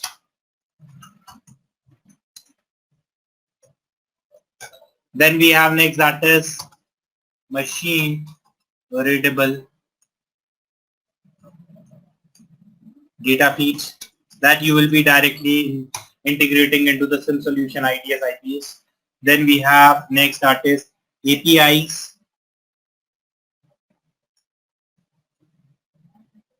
Then we have safe and secure online. So these are the ways you will be delivering the threat intelligence for a host server, right? Common alerts or notification is delivered by phone call, message or email. Detailed reports contains, you can say, description enhanced with tables, numbers, graphs. Machine readable data feeds, you can directly implement them into your devices like firewall, IDS, IPS, and forensic tools. Then we have APIs. So APIs enabling direct system connection, all right, to retrieve and query intelligence. The last is safe and secure online portals that you already know. All right, that you will be accessing to get the relevant intelligence information. All right, then we have next, guys, that is we have a protocol. All right, you can say we have certain standards for sharing threat intelligence. For that, we have a protocol that is known as TLP. Have you heard about this protocol? That is known as,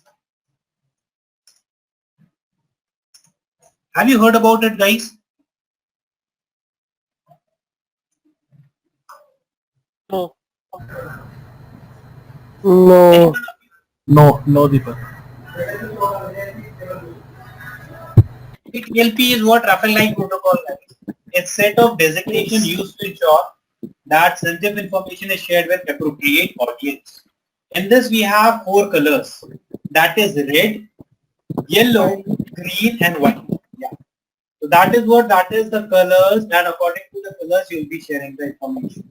Red means not for disclosure, restricts to participants only.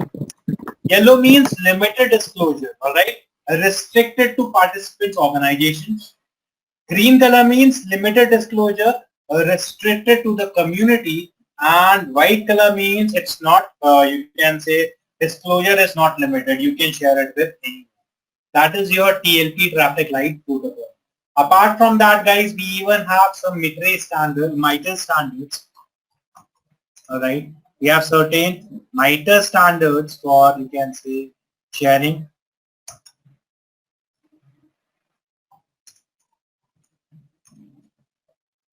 What are the standards that are being used by, you can say, Mitre? We have Cybox. This is a standard. Then we have Sticks. Then we have Taxi. Then we have MAEC. And we have Capit. So these are the standards using which your, you can say, threat intelligence is you can say disseminate. All right. Apart from that, guys, we have you can say next, that is, we have different kind of platforms. All right. So I'm telling you the information about the platforms now. So we have threat intelligence.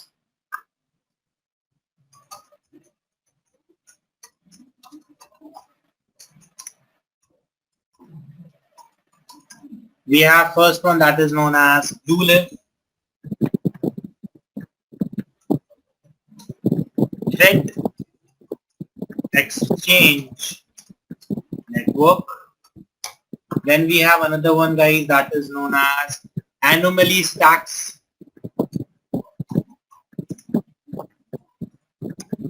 Then we have next that is known as MISP, which stands for Malware Information Sharing Platform. Then we have CTIX,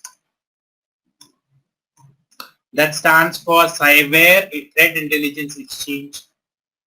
And we have last one that is Soltra Edge. So this is what, guys, this is how your threat intelligence sharing platforms are. Can we add OTX also in this list? The OTX, yeah, Alien Vault OTX. Yes. Its complete name is Alien Vault OTX. This is the one. Alright. So this is what we have, guys. Apart from that, we have certain kind of you can see intelligence sharing acts and regulations. I'm writing it over here. Alright. So acts and regulations that bounce your, you can say, threat intelligence sharing. We have CISPA and we have another one that is known as CISA.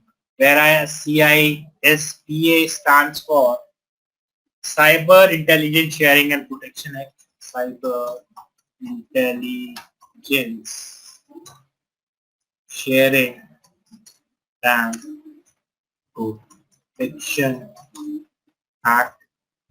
And CISA stands for Cyber Security Information Sharing Act. Cyber Security Information Sharing Act. So these are the acts, guys, that are there to govern your intelligence sharing. Alright. So this is all about your syllabus. That is your cyber threat intelligence analyst. I hope you enjoyed the webinar. How was it, guys? How was it? Awesome. Awesome. You brought up all the concepts. It was knowledgeable one. Thank you so much, guys. See, the thing is, we don't have much time, right? It's in AC Council, if you will be going, we have a course. Can I remove this one? Let me give you some information related to the, you can say, the certification now. Yes, you can remove. All right.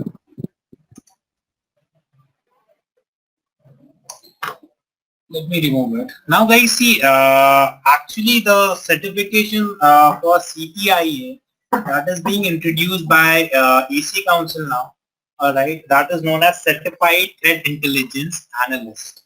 All right, and in that you will be doing what? You'll be getting the information. All right, it's a 3 days course. Let me write it over.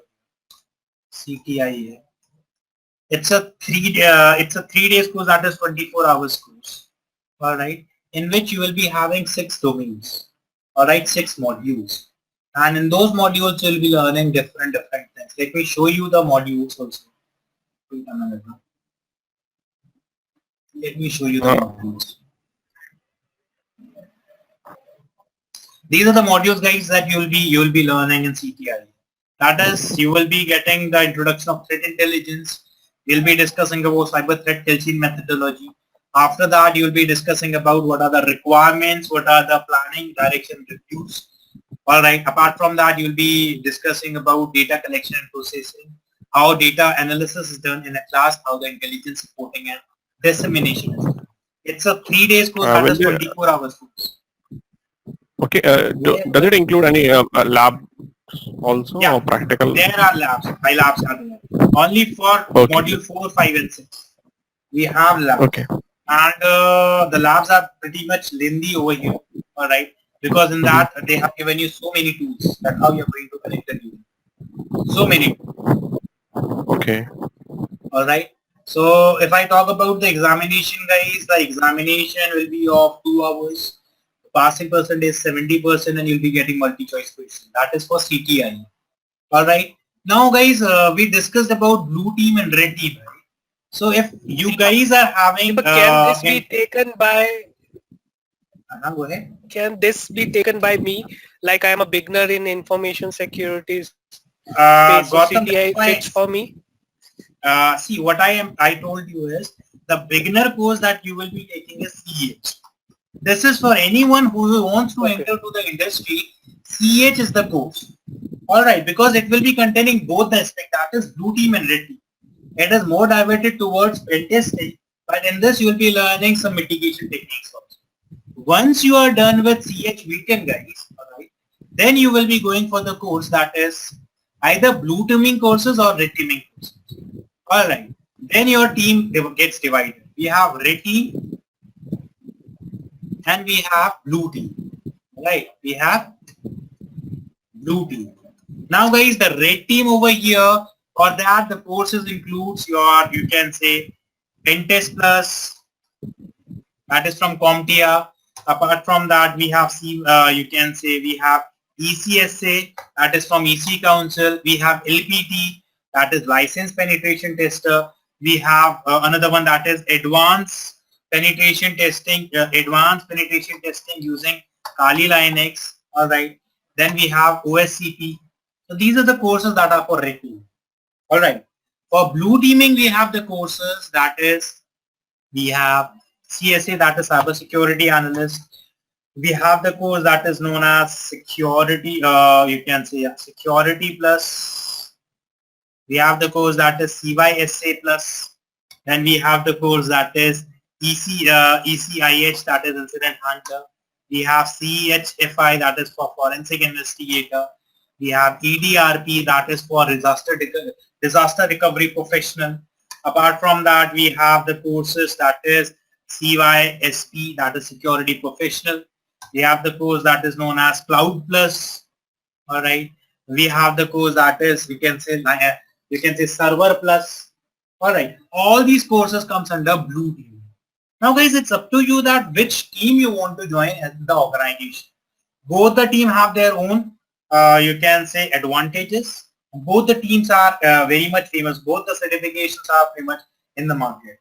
If your ultimate goal is management level courses like CCSP or CISSP or ISO, or you can say CISA, so for that, I will recommend you that at least go for the course that is CH, because over here you will be getting the basic knowledge of cybersecurity. Choose any of the course from red team, either Pentest Plus, and choose any course for the blue team. Go for CYSC, all right? And then after you will be having the knowledge of these three courses, then if you will be going for the certifications like CISSP, CCSP, CISO, CISM, CISA, ISO, at that time you will be finding it, guys, very, very easy, all right, to crack those examinations. Any one of you who is preparing for these courses, CISSP and other things? I am preparing for this. I'm preparing for this. Yeah. I'm planning for that. Yeah. So guys, just tell others also. Am I saying the correct thing?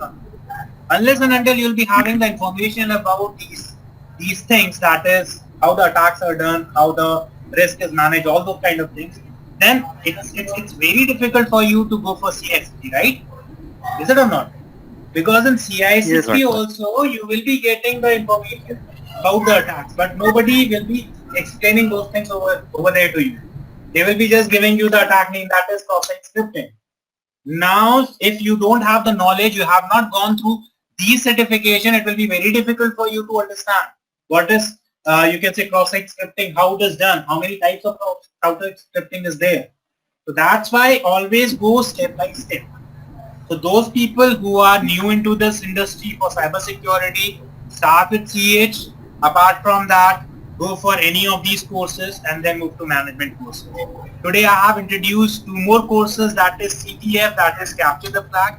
Very important course. You can put it over here in pen testing, alright, CTF. And we have another course, that is blue teaming course. It is, right? So this is the course that you have included. Now guys, again I'm writing the website name that you can always approach, alright. I will be available over there, alright. This is the organization website, alright. You can put your query over here and I'll get back to you. This is info.infosectrain.com. And if you want, you can say my phone number. I'm explaining my phone number over here. This is the information, alright.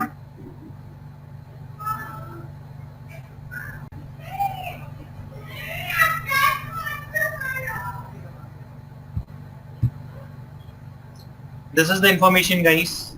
Alright, you can take the screenshot. So at any moment of time you'll be having any doubt or question, you can always get back to me and I'll get back. I'll try to solve your doubts. Alright. Even you can follow me on LinkedIn. This is my LinkedIn ID. Alright. So if you want to follow me on LinkedIn, you can just get connected over there with me on LinkedIn, because every day I used to publish certain articles on LinkedIn. Alright. This is my profile, guys.